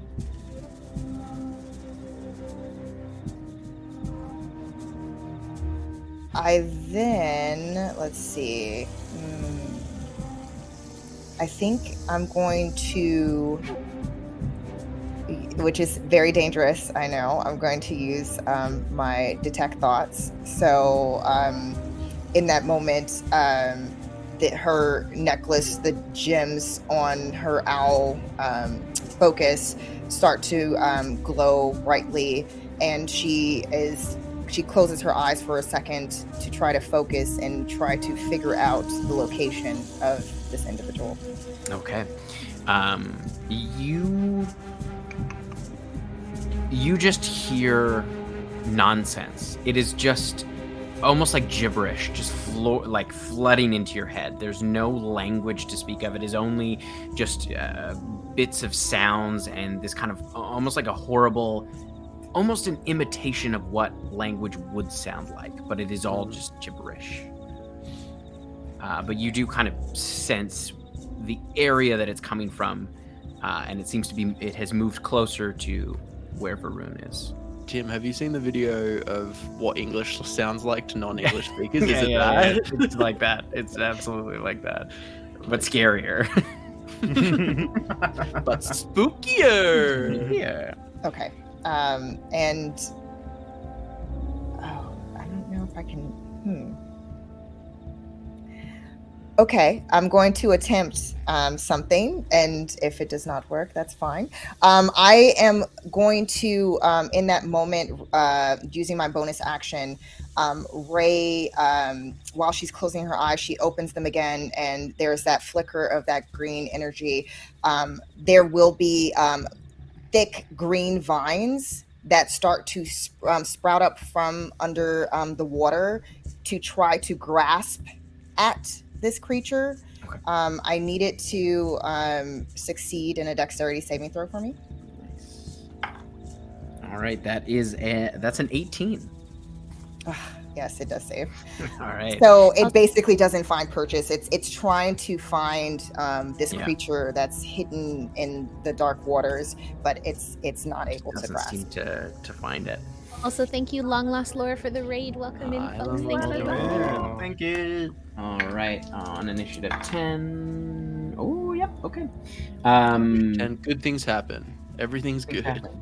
So good. So you watch as part of the swamp, you can see bubbles kind of appear as they, and these large bubbles kind of rise up and explode, essentially pop, and you see this kind of greenish gas leak out. So I need everyone in the water or over the water, in your case, Rune, to make a Constitution saving throw for me. Is this against poison? If Is it's this against poison, poisoning, we're all Tim? immune. Yes. Oh, yeah. So it is poison. So you are all immune. It just stings. Hey, It just smells Yeah, real as you bad. smell this like horrible gaseous smell, but you are all immune to the poison. Stinks. Swamp gas. All right, Nifty, disgusting. it is your turn. Mine? Mhm. Yay, last initiative. Okay. I'm going to bring my hammer out of the water, and I'm going to take a claw. I'm going to sort of like clear the muck out of the carvings in the tip of it. I'm going to activate Taurusaz. It is a rune of Giant's Thunder and Lightning.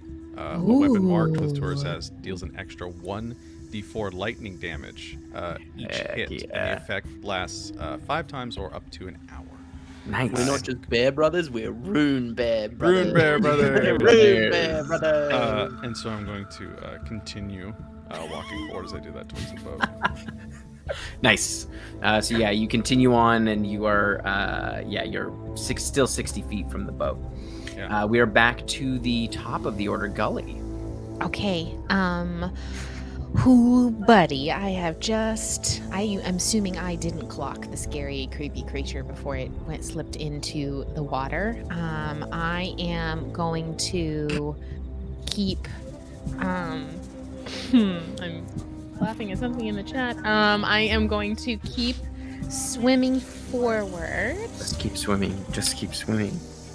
But what I am going to do is I'm going to take my full movement, because I know it is my job to get to the boat. I'm assuming that my friends are going to do the other things, and it's my job to get to the boat. So I'm going to take my full movement to get towards the boat. Okay, sounds good. So you swim another 30 feet, or do you do your dash? Well, I don't have a swim speed, so I'm assuming it's Right. Yeah, you're so right. I take the full. I will take action and my movement to move my 30 foot. Nice. So you get closer to the boat, and it is now initiative 20. I need everyone in the water to make another strength saving throw for me, please. Do I need to make the strength saving throw? No, because you are on top. Sick. 23. 23. 17. 17, you're fine. Oh, that's pretty good. That's a 15. Yes, you are that is just good enough. As you feel like as the roots kind of getting denser as you get closer to these trees, and your leg almost gets caught, but you manage to kind of pull it out just in time as you feel it kind of closing around you. All right, it is now Veyrune's turn. How close is Gully to the boat at this point? She's 30 feet. 30 feet. Oh, that might change what I'm about to do then. I have a lot of single target things, and I have one area of effect thing that... Ooh, wait. Sorry.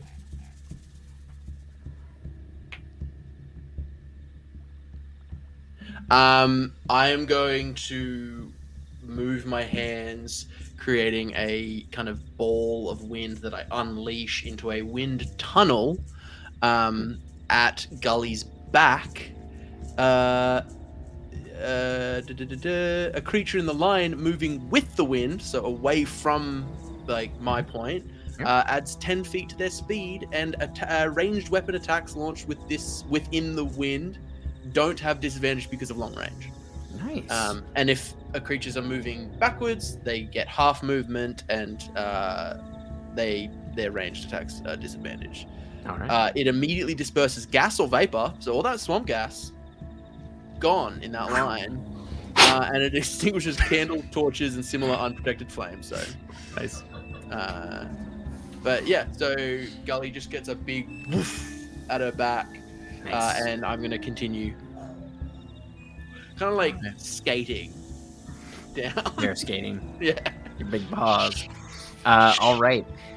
It is now the creature's turn as the creature climbs out onto your ice path just behind you, and you kind of turn your head, and normally it would frighten you, but you are immune to being frightened as you watch as it starts moving in the exact same way as you, as it skates to get up to you. It is a horrific sight. As it raises up its sharp claws, and you can see just drips of blood kind of down its face, its large yellow eyes, and it's going to attack you twice with its claws. Do it up. Hit me. All right, so the first one was a 19 to hit, Absolutely it hits. and the second one was a 24 to hit. Yeah, super hits. Super hits me. All right. Hits me right on my body. All right, so that is, for the first one, that's 6 slashing damage, and the second one is, that's better, 13 slashing damage. Or no, sorry, 11 slashing damage. Alrighty. As it just strikes on you. And as you kind of roar, it roars as well in this kind of nonsensical way. You watch as it's its muscleless jaw just opens up, and it is now Franklin's turn. And can I hear this since I'm in the bush? Yeah, you see it all happen. I'm pretty smart.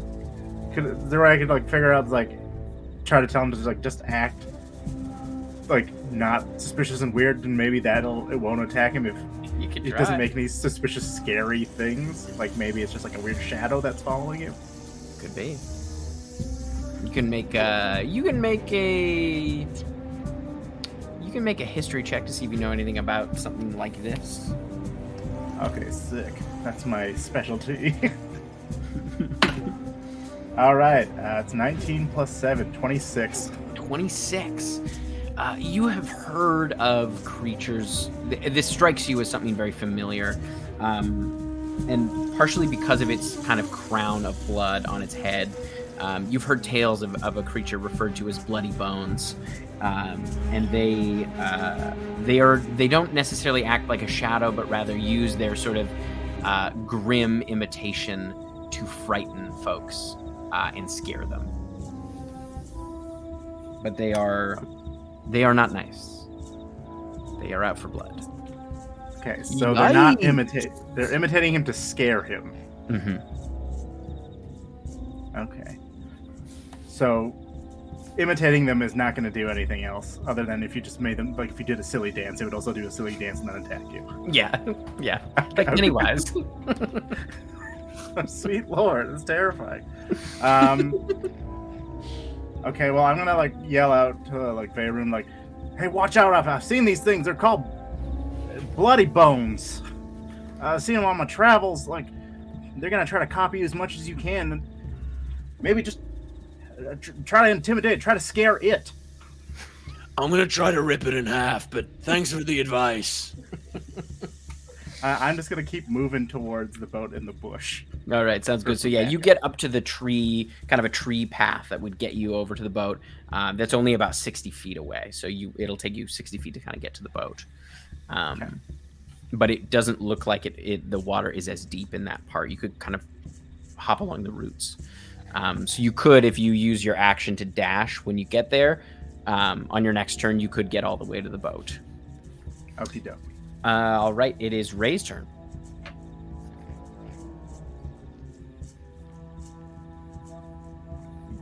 You're muted. Hi. Yeah, I realized. I was like, oh wait, I'm unmuted. Okay, so would, after hearing the information on this creature, would Ray know whether or not it is considered a monstrosity?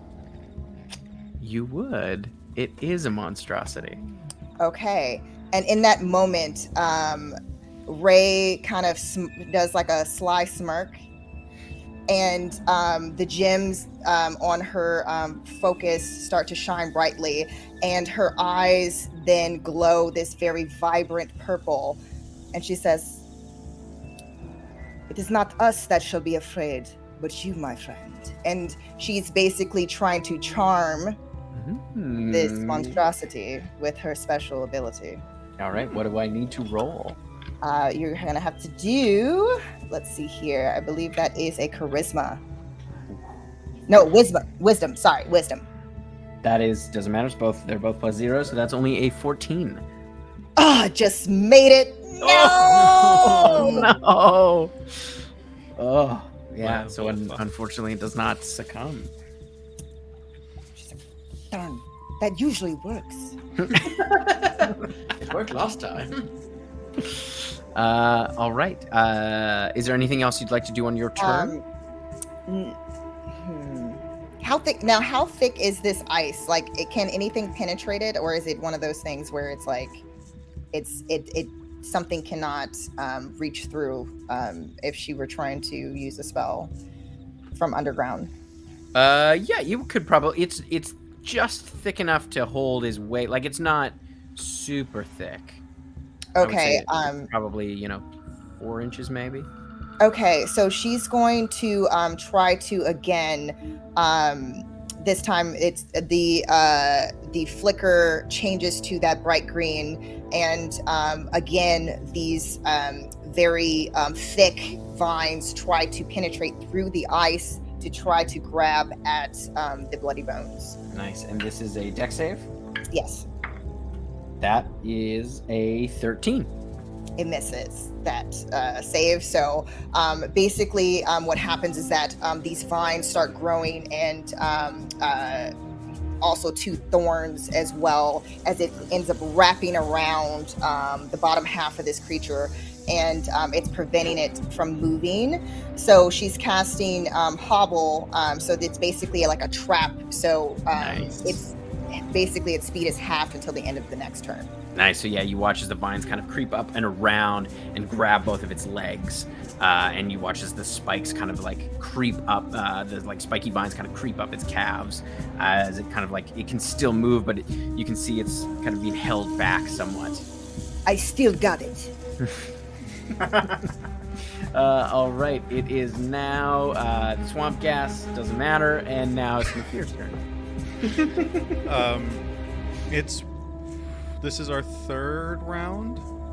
Second, I think. Second round? So am I able to get next to the boat, or do I have to dash? You'd have to dash.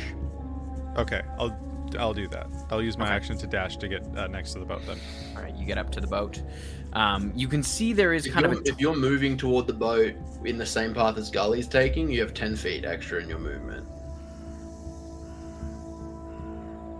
Because of the wind at your back. Yeah. I don't know I think you moved to the side a bit. Sure. A little bit, yeah.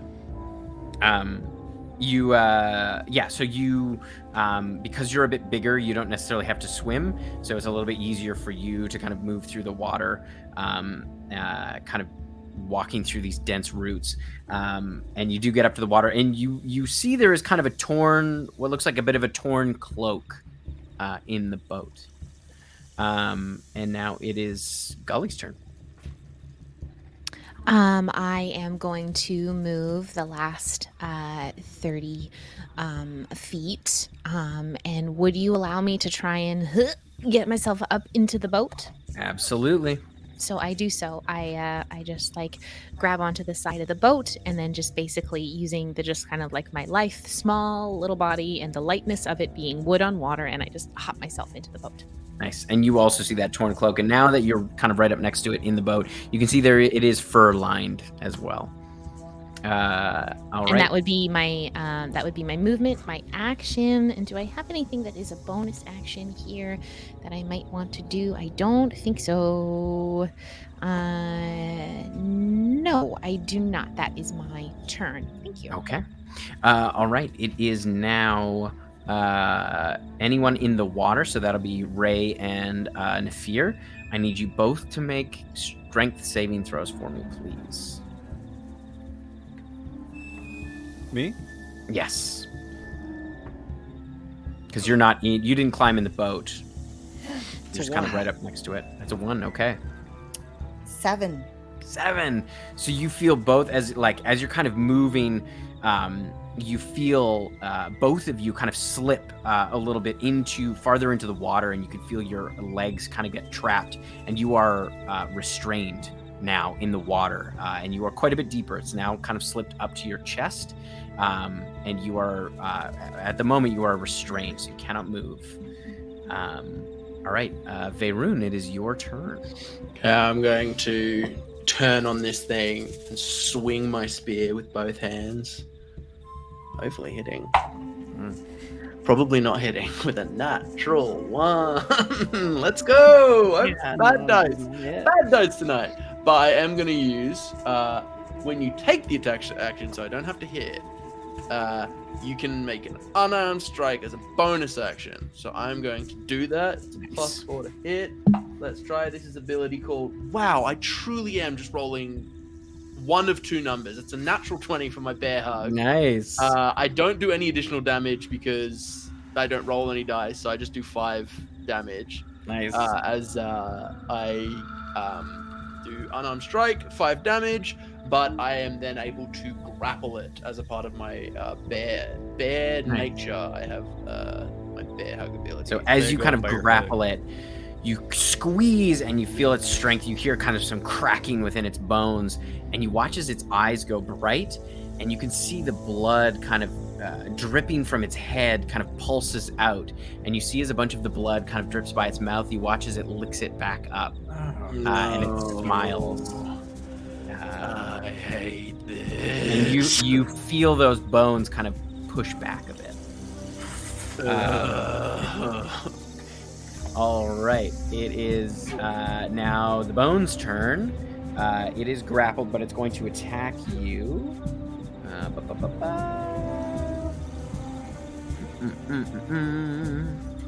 All right, it's going to attack you twice with its claws. Okay. The first one is an 8. That does not hit.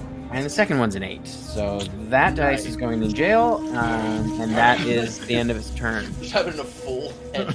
She's like, and it is now Franklin's turn. Okay, I first see this happening. I'm like, Good job, Verun. Yeah, show it love. That's right.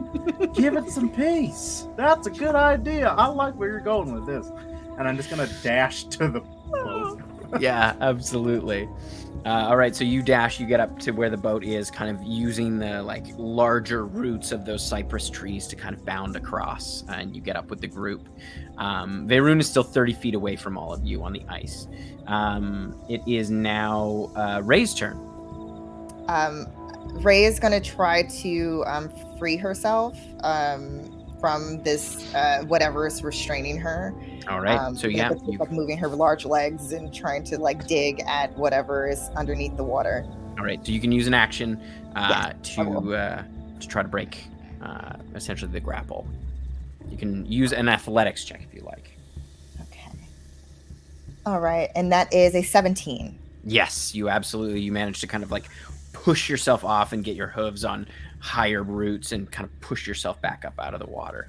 Okay, and then well, technically, Ray cannot fit in said boat, I don't believe. No. But however, how close is the, if I want to use my movement to try to get on to the ice? It is about 30 feet away, I think, with where you are, so you could get up 40 where they feet are. of movement. Yeah, absolutely, you could get up to where they are.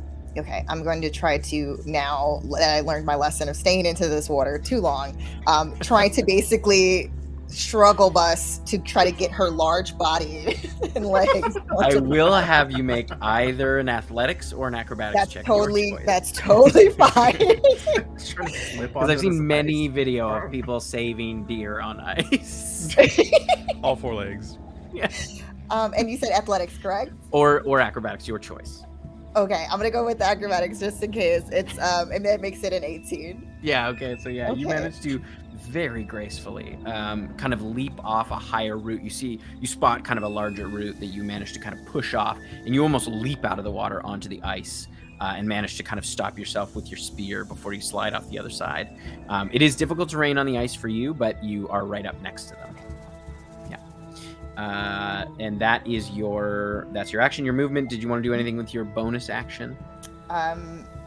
She will once again, her only bonus action is basically to try to slow this thing down. So it's the same vines that come up from underneath the water to try to grasp at the creature. That is a 15. It does save. So it does not grasp. You managed to kind of kick off the vines. All right, it is now Nafir's turn.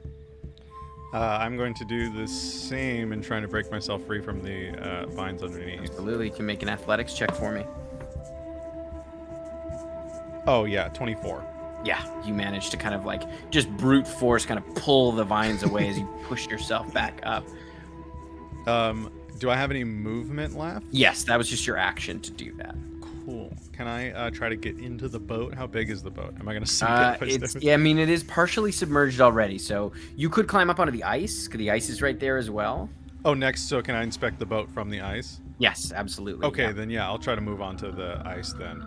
Okay, so yeah, you kind of climb up on the ice. You're a little bit more used to dealing with ice, so it's not as tricky for you. For a free action, I'll let you investigate the boat and kind of the surrounding. Oh, I'd love to do that. Yeah, sure. What should I roll? Investigation check. Gully would be doing that as well. Yes. When they get there, but on their turn. A -1 to the 6, so it's a 5. Yeah, so you slip a little bit getting on the ice, and you're still kind of preoccupied with that and kind of getting your footing and try to look, just put my paw on the boat tips. Yeah, you're like, oh, maybe not. But it is Gully's turn. So seeing that Ray has gone over to help Verun, and that Franklin is now up at the boat, as well as Nafir, that they're going to stabilize the boat. Gully's going to take their. I'm going to investigate this boat. I want to figure out what is going on with this boat here. Make an investigation check. I am proficient in investigation because Gully likes to figure out things and how they work. Oh, that was hot. Okay, that's going to be a 19. Okay, so you could see that this tree, or this boat looks rather cracked, and you can see it's cracked in a number of places as if it's taken kind of impact from the outside and started to fill with water. You can see the cloak was torn in what looks like a kind of violent way.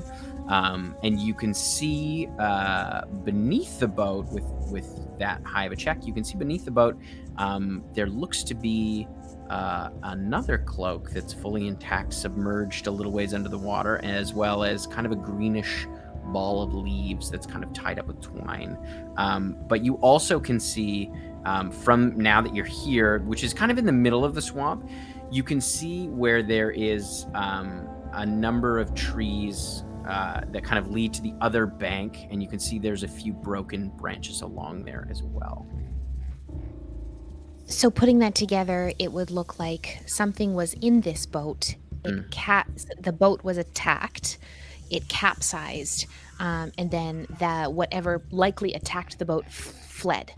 Yeah, or whatever was in the boat likely fled. Yeah. Likely fled. Okay, in the branch of the broken branches. Got it.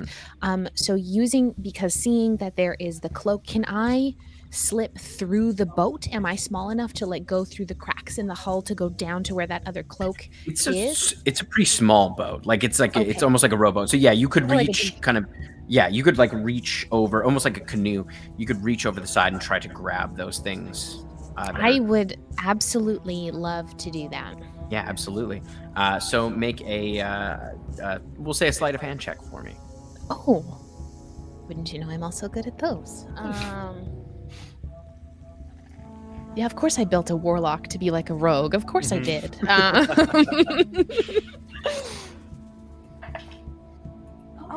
Okay, I'll take that natural 14 plus 3. That is going to be a 17. Nice. So yeah, you reach down and you kind of extend your arm. Yeah, for sure. As a Piney would. And you manage to grab. Not so that anyone could see that it would freak them out, but when it's in the water now, I would definitely do it. And you manage to grab the kind of greenish ball of leaves that are tied up with twine and kind of scoop the cloak, which is rather heavy as you kind of pull it up as it's soaking wet, and you can see it. It almost looks like it's made out of a number of animal hides. You don't get a good look at it as you kind of pull it out of the water, but you get both things. I feel like Gully is so small that they would just use their entire body weight to just like huff it over, and then it would just fall back. Yeah, she would just fall backwards into the boat, like covered with everything. Yeah. And I guess that feels like my turn. Yeah, absolutely. All right, it is now nobody's in the water, so you're all good there. It is Veyrune's turn. With my hands full holding this creature, I look down and I'm like, I'm gonna regret this, and I'm gonna bite it in the back of its head. Oh gosh, bones. Yeah. That's big yuck. Gross. That's real gross. Blood and bone. Yeah, he's eaten all the meats. Why are my dice so hot and cold? I feel like the Katy Perry song. That is a total with a natural 3. That's a total of 10. That is not enough. As you try to its head is almost too big to bite, and you just don't get your big bear mouth around it to find purchase. Kind of slips off with the. I'm gonna try to hug it and a you little feel tighter. that like really metallic, bloody taste. It's off. I'm gonna try to hug it a little bit tighter. We'll see if that works. Probably, yeah. That's a 9 to hit. A 19 to hit. Sorry. Yes, 19 does hit. Yeah. Excellent. Oh, that's just 5 damage. I don't add anything to that. Right. And it's continued to be grappled. And I can do that 2 more times. You watch as you hear those bones crack, and then more blood, like another gout of blood, drops into its mouth. And it kind of smiles. All right, it is the bone's turn. Well, yeah, it's just gonna keep attacking you with its. It's gonna try to get you with its claws. That's a natural 1. Just locked in a duel of fates. That is it's an 11. It also that doesn't just struggling against each other. It's just rubbing its body on you. Wet bony body. Bloody, bony, wet I body. feel like the dice are truly telling a story, because if it's imitating everything that Vlad Veyrune is doing, Pretty much. time that Veyrune hasn't hit, neither has the creature. Yeah, it's absolutely just and it's not strong enough to kind of give you a bear hug back. But it This is party just likes to embracing you. grab and just like shake. It's our thing. It's our thing. Grab and shake. Uh, Oh, Shake. wake up. Franklin, it's your turn. I see this all happening again. I'm just like, good job, buddy. Don't try to kiss it. That's kind of weird. A hug is nicer than a kiss in this instance. But I'm shouting it because I'm far away. Can I help? I'm going to help Gully with this overweighted ball of leaves. And I just want to like look at the leaves and kind of like take the leaves off of it and see what it is. It is bound very, very tight. It doesn't seem like you could just pull them off. It seems like it has some kind of property that's keeping it together. Could I do like a nature check on to see if I could like do this like a puzzle almost or something like that? Yeah, absolutely. All right. This is also my specialty. All right, that's 22. 22. You realize that, like, as you're kind of looking at it, the way that it's bound seems very deliberate, and it looks like it has some, and feels like it has some kind of magical properties to it. Seems like a magical item of some kind. Ooh. It's like, is anyone professional in magic? This thing's, it feels like it's full of magic in here. I could keep trying to rip it apart, but I don't think I'm gonna rip this thing apart. It's just a big old ball. From under the weight of the cloak, you just hear Gully just muffle, just. I just pick it up higher. I mean, I know a little bit about magic, but not a lot. And I'm like under the weight of the cloak. All right. Okay. I also know some stuff about magic. Stop kissing that skeleton and come over here. It's Ray's turn. Okay, and if she hears that, once we deal with Mr. Bloody Bones, we'll handle that what you're doing over there. And then she's trying to focus again, and her eyes glow that bright green. And in that moment, of course, bonus action, same thing with the vines to try to keep this thing within Baroon's reach. That's a 13. Perfect. So it fails. So it's that 30 foot of like just the vines wrapping around even tighter not allowing basically that movement is now halved. Yeah. And then next, her eyes are still glowing that bright green, but what everyone would see is that there's this spectral bow that appears with an arrow. She cocks it back and releases it to try to hit the bones. And not hit Varun. If it's a natural one, it will hit Varun. Natural one. Natural one. No, please don't say that. Oh my gosh. Thank goodness it was not, but it wasn't that much better. It was a 3. Oh boy. That's a little bit of fur. So you just hear this. What was it like, total with a 3? So that's literally only a 13. 13 hit. Its armor class is 13. Not 13. I'm sorry. No, that's much lower. That's a 10. Oh, okay. Yeah, no, 10 does not hit. It does not hit. So you just feel this you see this green light and it just it just whistles past your ear. A few little bits of white fur drift down there. Sorry. All right, it is Nafir's turn. I'm gonna run over to in front of my brother and be like, "It's because you made all those meat jokes." And I'm gonna just as he's holding basically was it those practice pads or whatever? Yeah. I'm just gonna whack twice into the chest of this thing.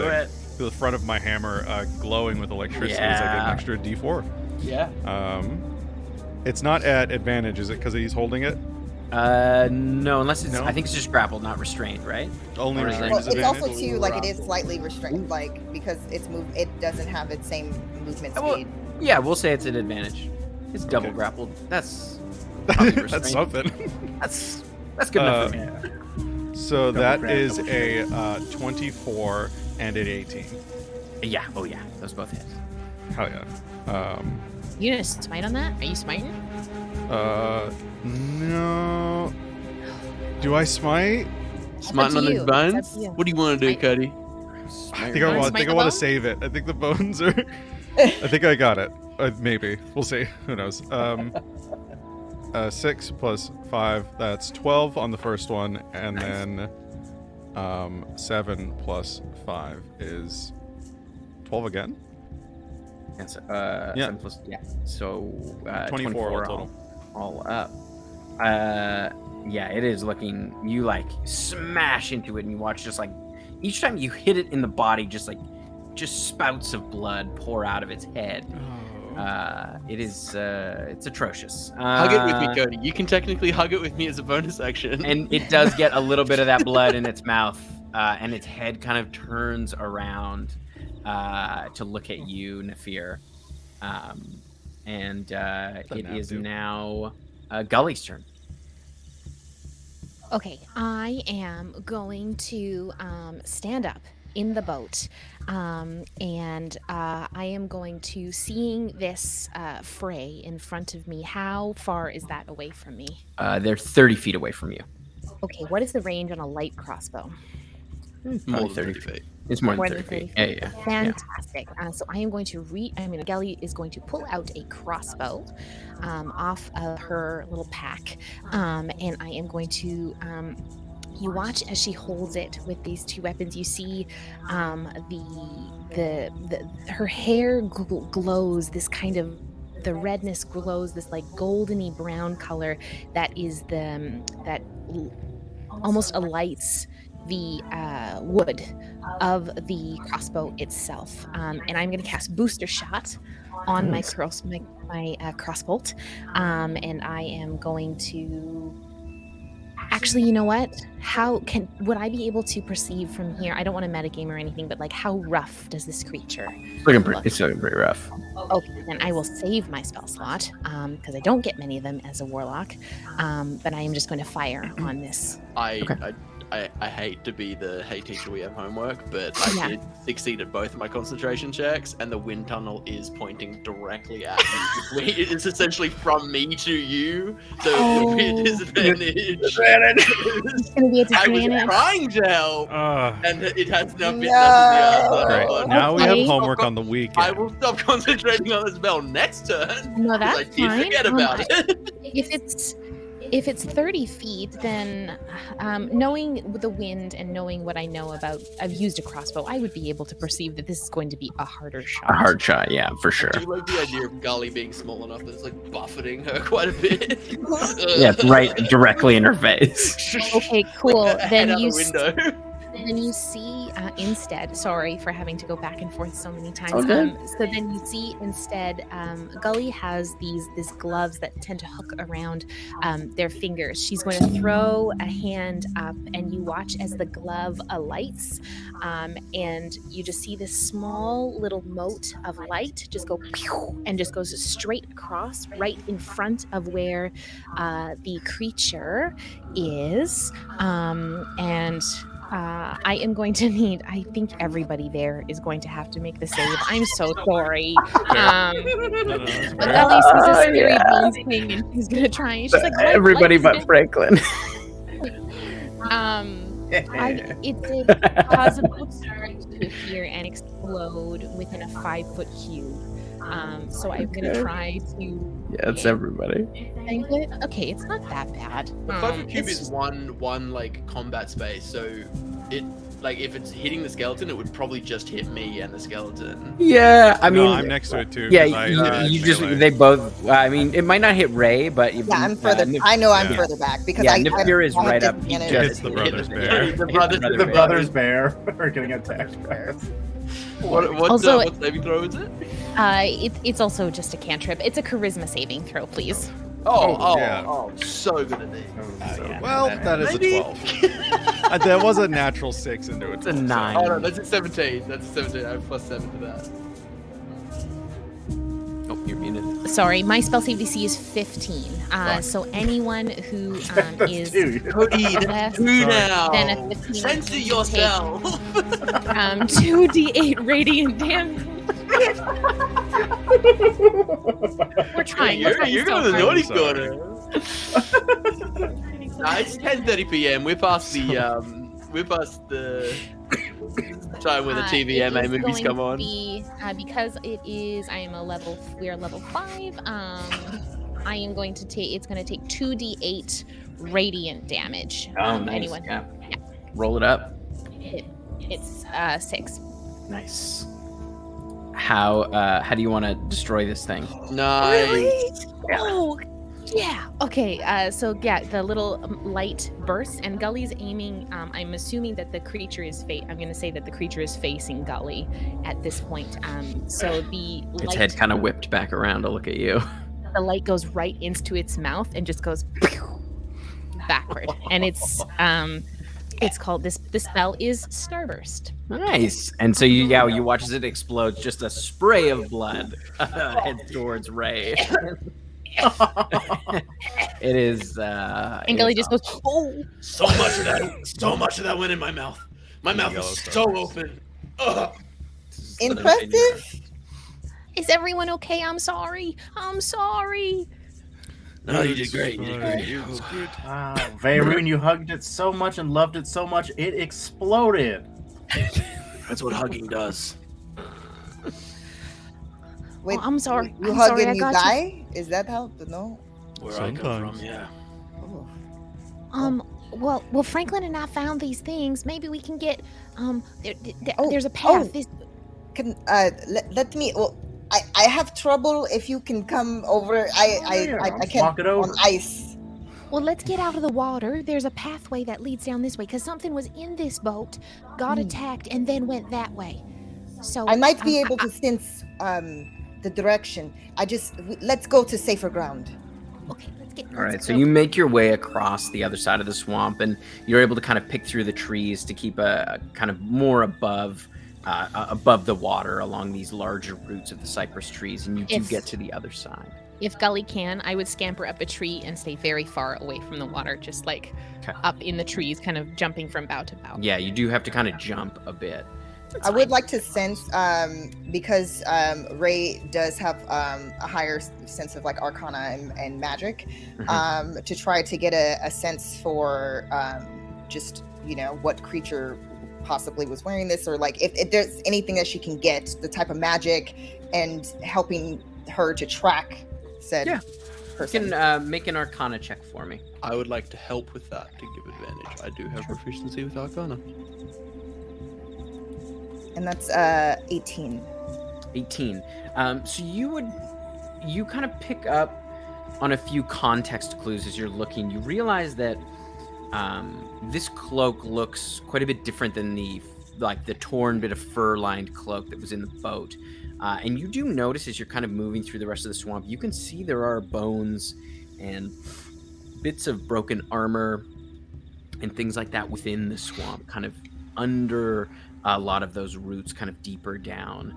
And you get the sense that these things may have been submerged for a little while, especially the cloak. You can see it looks like it's been in the water longer, and it has a distinctly swampy smell. And you see now what kind of animals the cloak is made out of. As you see, there are what you initially kind of thought were just tassels, but are in fact rat tails. As tassels. It seems to be a cloak made out of rat hide, with all the little tails. This Um, almost that's a certainly lot of rats. belongs to Ecklet. This is something Ecklet would own. That's So you're not the skin of sure. rats. Yeah, he'd wear rats, weasels, bat skin. He's a weirdo. This would take incredible patience. Yeah, it would, really. Lots and lots of rats. Well, he could also just be a rat folk, which is a lot more messed up, but for sure. That's actually All more messed. frightening. That Consider- That No, idea the tails is are, very the frightening. tails are too small, I'm Well, sure. maybe I could be a mix of a rat folk and the tails. It's like when you make like a jacket out of like a skin. It's not just one part of it. It could Yeah, be that's fair. tiny little thing. Yeah, that's fair. let's not talk about this further. And you see where Ray is like kind of shivering just thinking about like how gross that is, the skinning of this animal. Yeah. But yeah, you're not exactly sure without identify exactly sure what it would do. But they both seem to have magical properties. You do get that sense from both of them. And it seems like they are, they have maybe been in the swamp longer than the boat and the other cloak. And Ray would relay this to the rest of the group. Are we on more solid land? Strange. Solid-ish Yes, you are on the land. other side of the swamp. Gully being the curious and liking to fiddle with things. Can I take a peek at the ball? Mm-hmm. Yeah. Make a... Are you identifying it, or are you just I wanting don't to... have identify, but I just want to take a peek at it. Yeah, okay. kinda- Make an Arcana check for me. Oh. Well, I'm decently smart, so I have some magic. Not of the book learned variety, but... Okay, I'll take that 17 for a flirty 20. Okay. Bloody. Ooh. You take a closer look at this kind of fist-sized ball of leaves, kind of wrapped with twine, and you can, knowing what you know about plants, being a plant, you can tell that these, you're not exactly sure which plant, but you do know that it is a magical plant of some kind, and you know that even just in holding it, you can kind of sense, and Ray, you started to pick up on this as well, that it has it has some effect on healing magic. That it could like you know these leaves without necessarily knowing exactly what they are. You know they belong in that same kind of family that a lot of like healing like poultices and things like that are made out of, and you get the sense between that and the way that it's bundled that this has been infused with a kind of magic that helps heighten healing spells in some way. The healers at in my village use this kind of leaf all the time to treat us Piney. Do you like If eat it? something, no, it's almost like a poultice if you like, if it was chewed up or mashed. But this has got something to do with healing of some kind. That's exciting. The people of my area, they also too. There's something very similar, not the same as the piney, but I know what you mean, Gully. You can feel it as well, right? It feels nice and warm.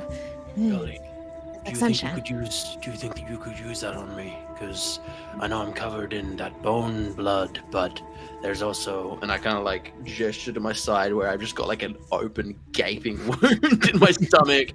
I took a couple of good grabs in there, and Well, I don't know if I could use it. Maybe you could use it. If it's healing, I don't know if it's something that like I would have to do for you, or you would have to hold to yourself. I don't know about that. Brother, You you could- need just ask. I'll put a hand on him. Are you- Yeah, you can heal. Varun, are you holding the ball while he does this? I would have passed it over. Yeah, sure. Take the ball. I'll lay on hands for 15.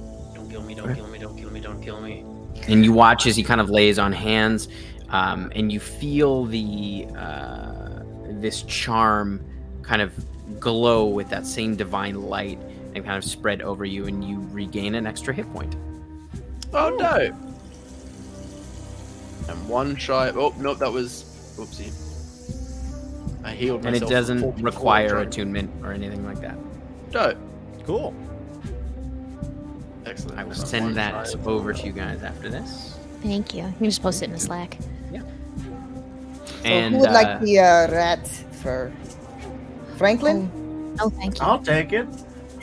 My Ray is ears are going getting a little bit to chilly. sweep this cape cloak thing over. Does anything happen when that occurs? he kind of clasps it on. You get the sense that you will have to attune to this cloak. You'll have to spend a bit of time attuning to the cloak before you can access its magical abilities. Spend some tinkering time on it. If you weren't metal and a minotaur, you would be the spitting image of Eklet. But I'm not. so I'm not the spitting image Vacula. So But you look how rather good I like look? him then. Let's do a little spin. It certainly is quite the statement piece. Yeah, Thank you. You're welcome, Franklin. it's very permanent. Go ahead, Tim. I was just going to say it is getting fairly late in the day. You're getting close to the night, but I will have you guys make a group perception check now that you're on this side of the bank. Perception. Am I able to get telepathically to have Owen? Owen, what do you see? And kind of like where we're also together connected to make sure that Sure. it's kind of assisting with mine. Yeah. So yeah, he can help you. You can have advantage on this. 15 for me. Okay. 9. 9. 24. 24. Okay. 23. 23. Okay, great. 16. 16. So Ray and Varun, you can see ahead. You're both able to pick out something you haven't seen in a while. Bits of stone. It looks like worked stone as well. Up ahead, there looks to be some stone ruins, and you can see there's kind of moss covering most of them. So most of you don't kind of pick them out of the green, but the two of you kind of spot the shapes and know them to be not necessarily natural shapes, and more worked stone. As you can see up ahead, it looks like there's some stone ruins. Can I show them the map? Because Yeah. I can see something. I was like, hey guys, check this out. See those stones over there that you see? I can't really tell them, but like here's the map. Maybe they're the gray stone ruins. I think that might be the green stone runes, yes. Oh, sorry, didn't put my glasses on. Tim, can I use my other feat that I have? Yeah. And I would like to try and sense the presence of every ley line within 1 mile of my location. I'm trying to ley initiate. Yes. Are there any ley lines nearby? There is a ley line nearby. Amazing. Cool. So it's within 1 mile. Yes, I would say it's within a mile. Cool. That's That's cool. good to know. I usually just use my feet to walk. Is it within line of sight? Because if it's within line of sight. No, it is not within line of sight. Cool. So I cannot see it, but I know it's nearby. You can tell that there is a ley line close by. Amazing. All right. Yeah. Cool. So, would you like to rest here? Would you like to continue on? What would you? Should find a place to rest that is secure. We don't want to fight it in its natural habitat. If Eklet or Mercy were to attack, they would attack at night.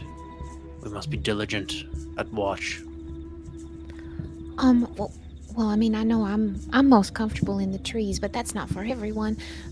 Would those ruins make y'all feel a bit safer if we could potentially find a somewhere where we could block ourselves in, or at least have a bit of cover from I a think couple as long as sides? we make sure that the coast is clear. And Ray, you're very good at tree craft, like scouting and tracking and whatnot. Do you think you could find us a spot in the forest that is safe? of course. I'll even have Owen help me. Yes, I would love to help. I forget about Owen during Oh, combat. I never forget about you. You can never I forget know. my best friend Owen. Don't Yeah. forget about You him. forget about The all strict eyes in the sky. Kind of like Yes. hops around. I think it's a repression thing. Yes. I promise you'll get used. You'll get used to Owen. I promise. I promise. Give him a chance. I'm an acquired taste. I was getting close to getting used to him, and then I saw his tongue, and I was... There's just layers, you know? Okay, next time I'll cover, and then you don't have to be subjected to the tongue that comes It's like out. an upsetting parfait. Okay.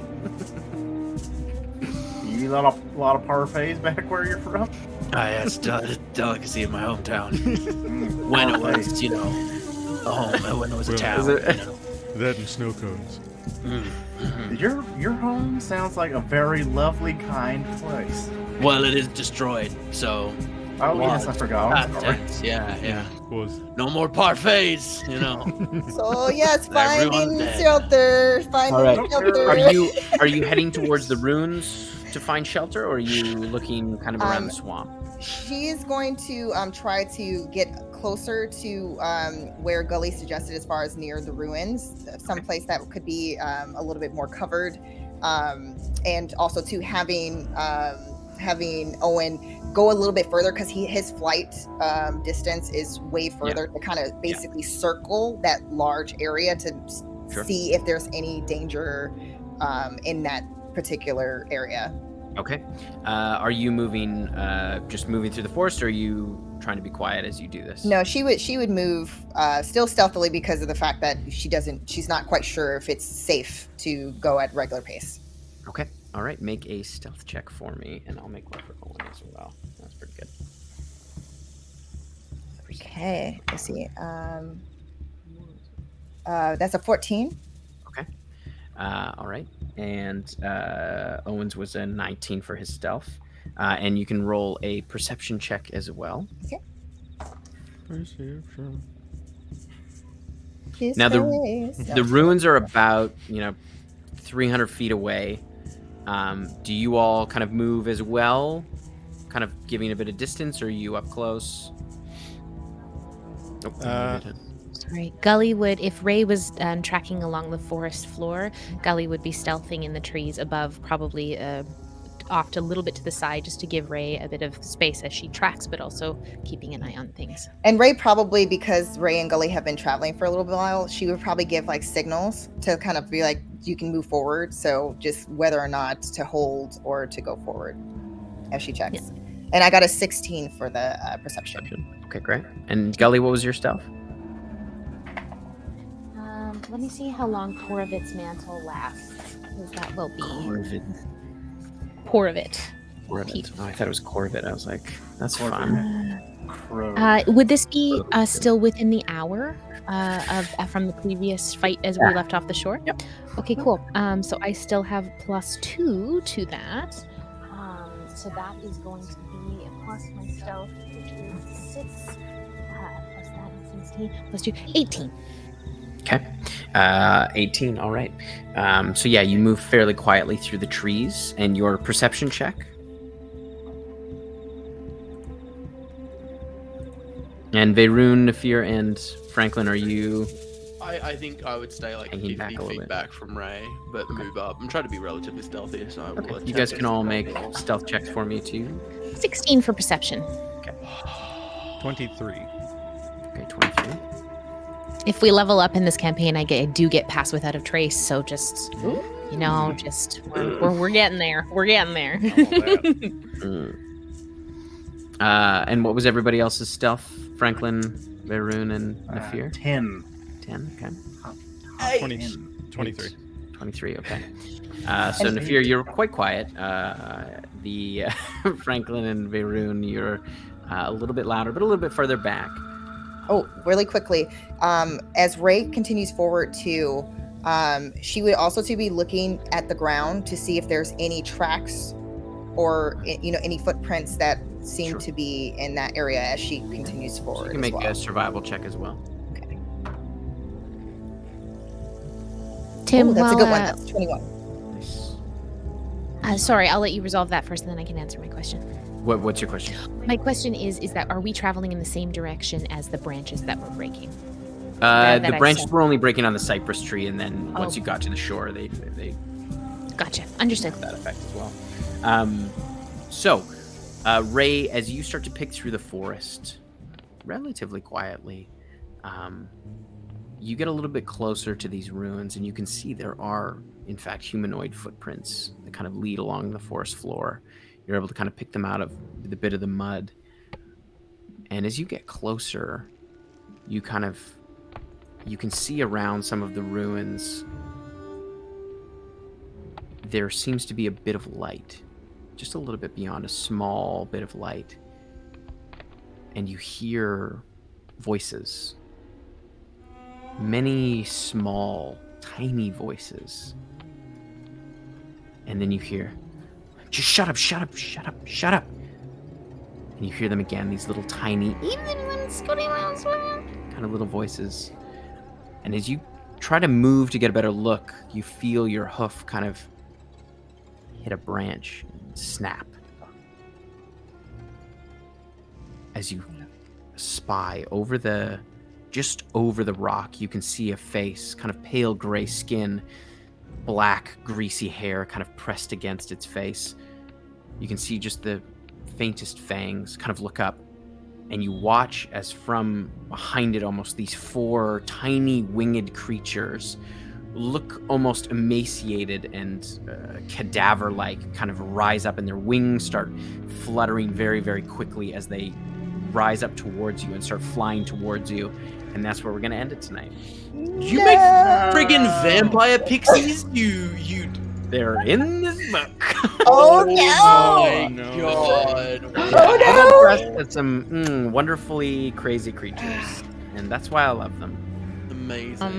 Thank you everyone so much for joining us this evening. As Tim said, we love Kobold Press. Everything you see in this campaign, be it the monsters that Tim is using, the races and subclasses that we all are playing, are all entirely Kobold Press, as well as all of the spells a lot of the spells that we are taking. They're so fun, from all of the amazing Kobold Press books.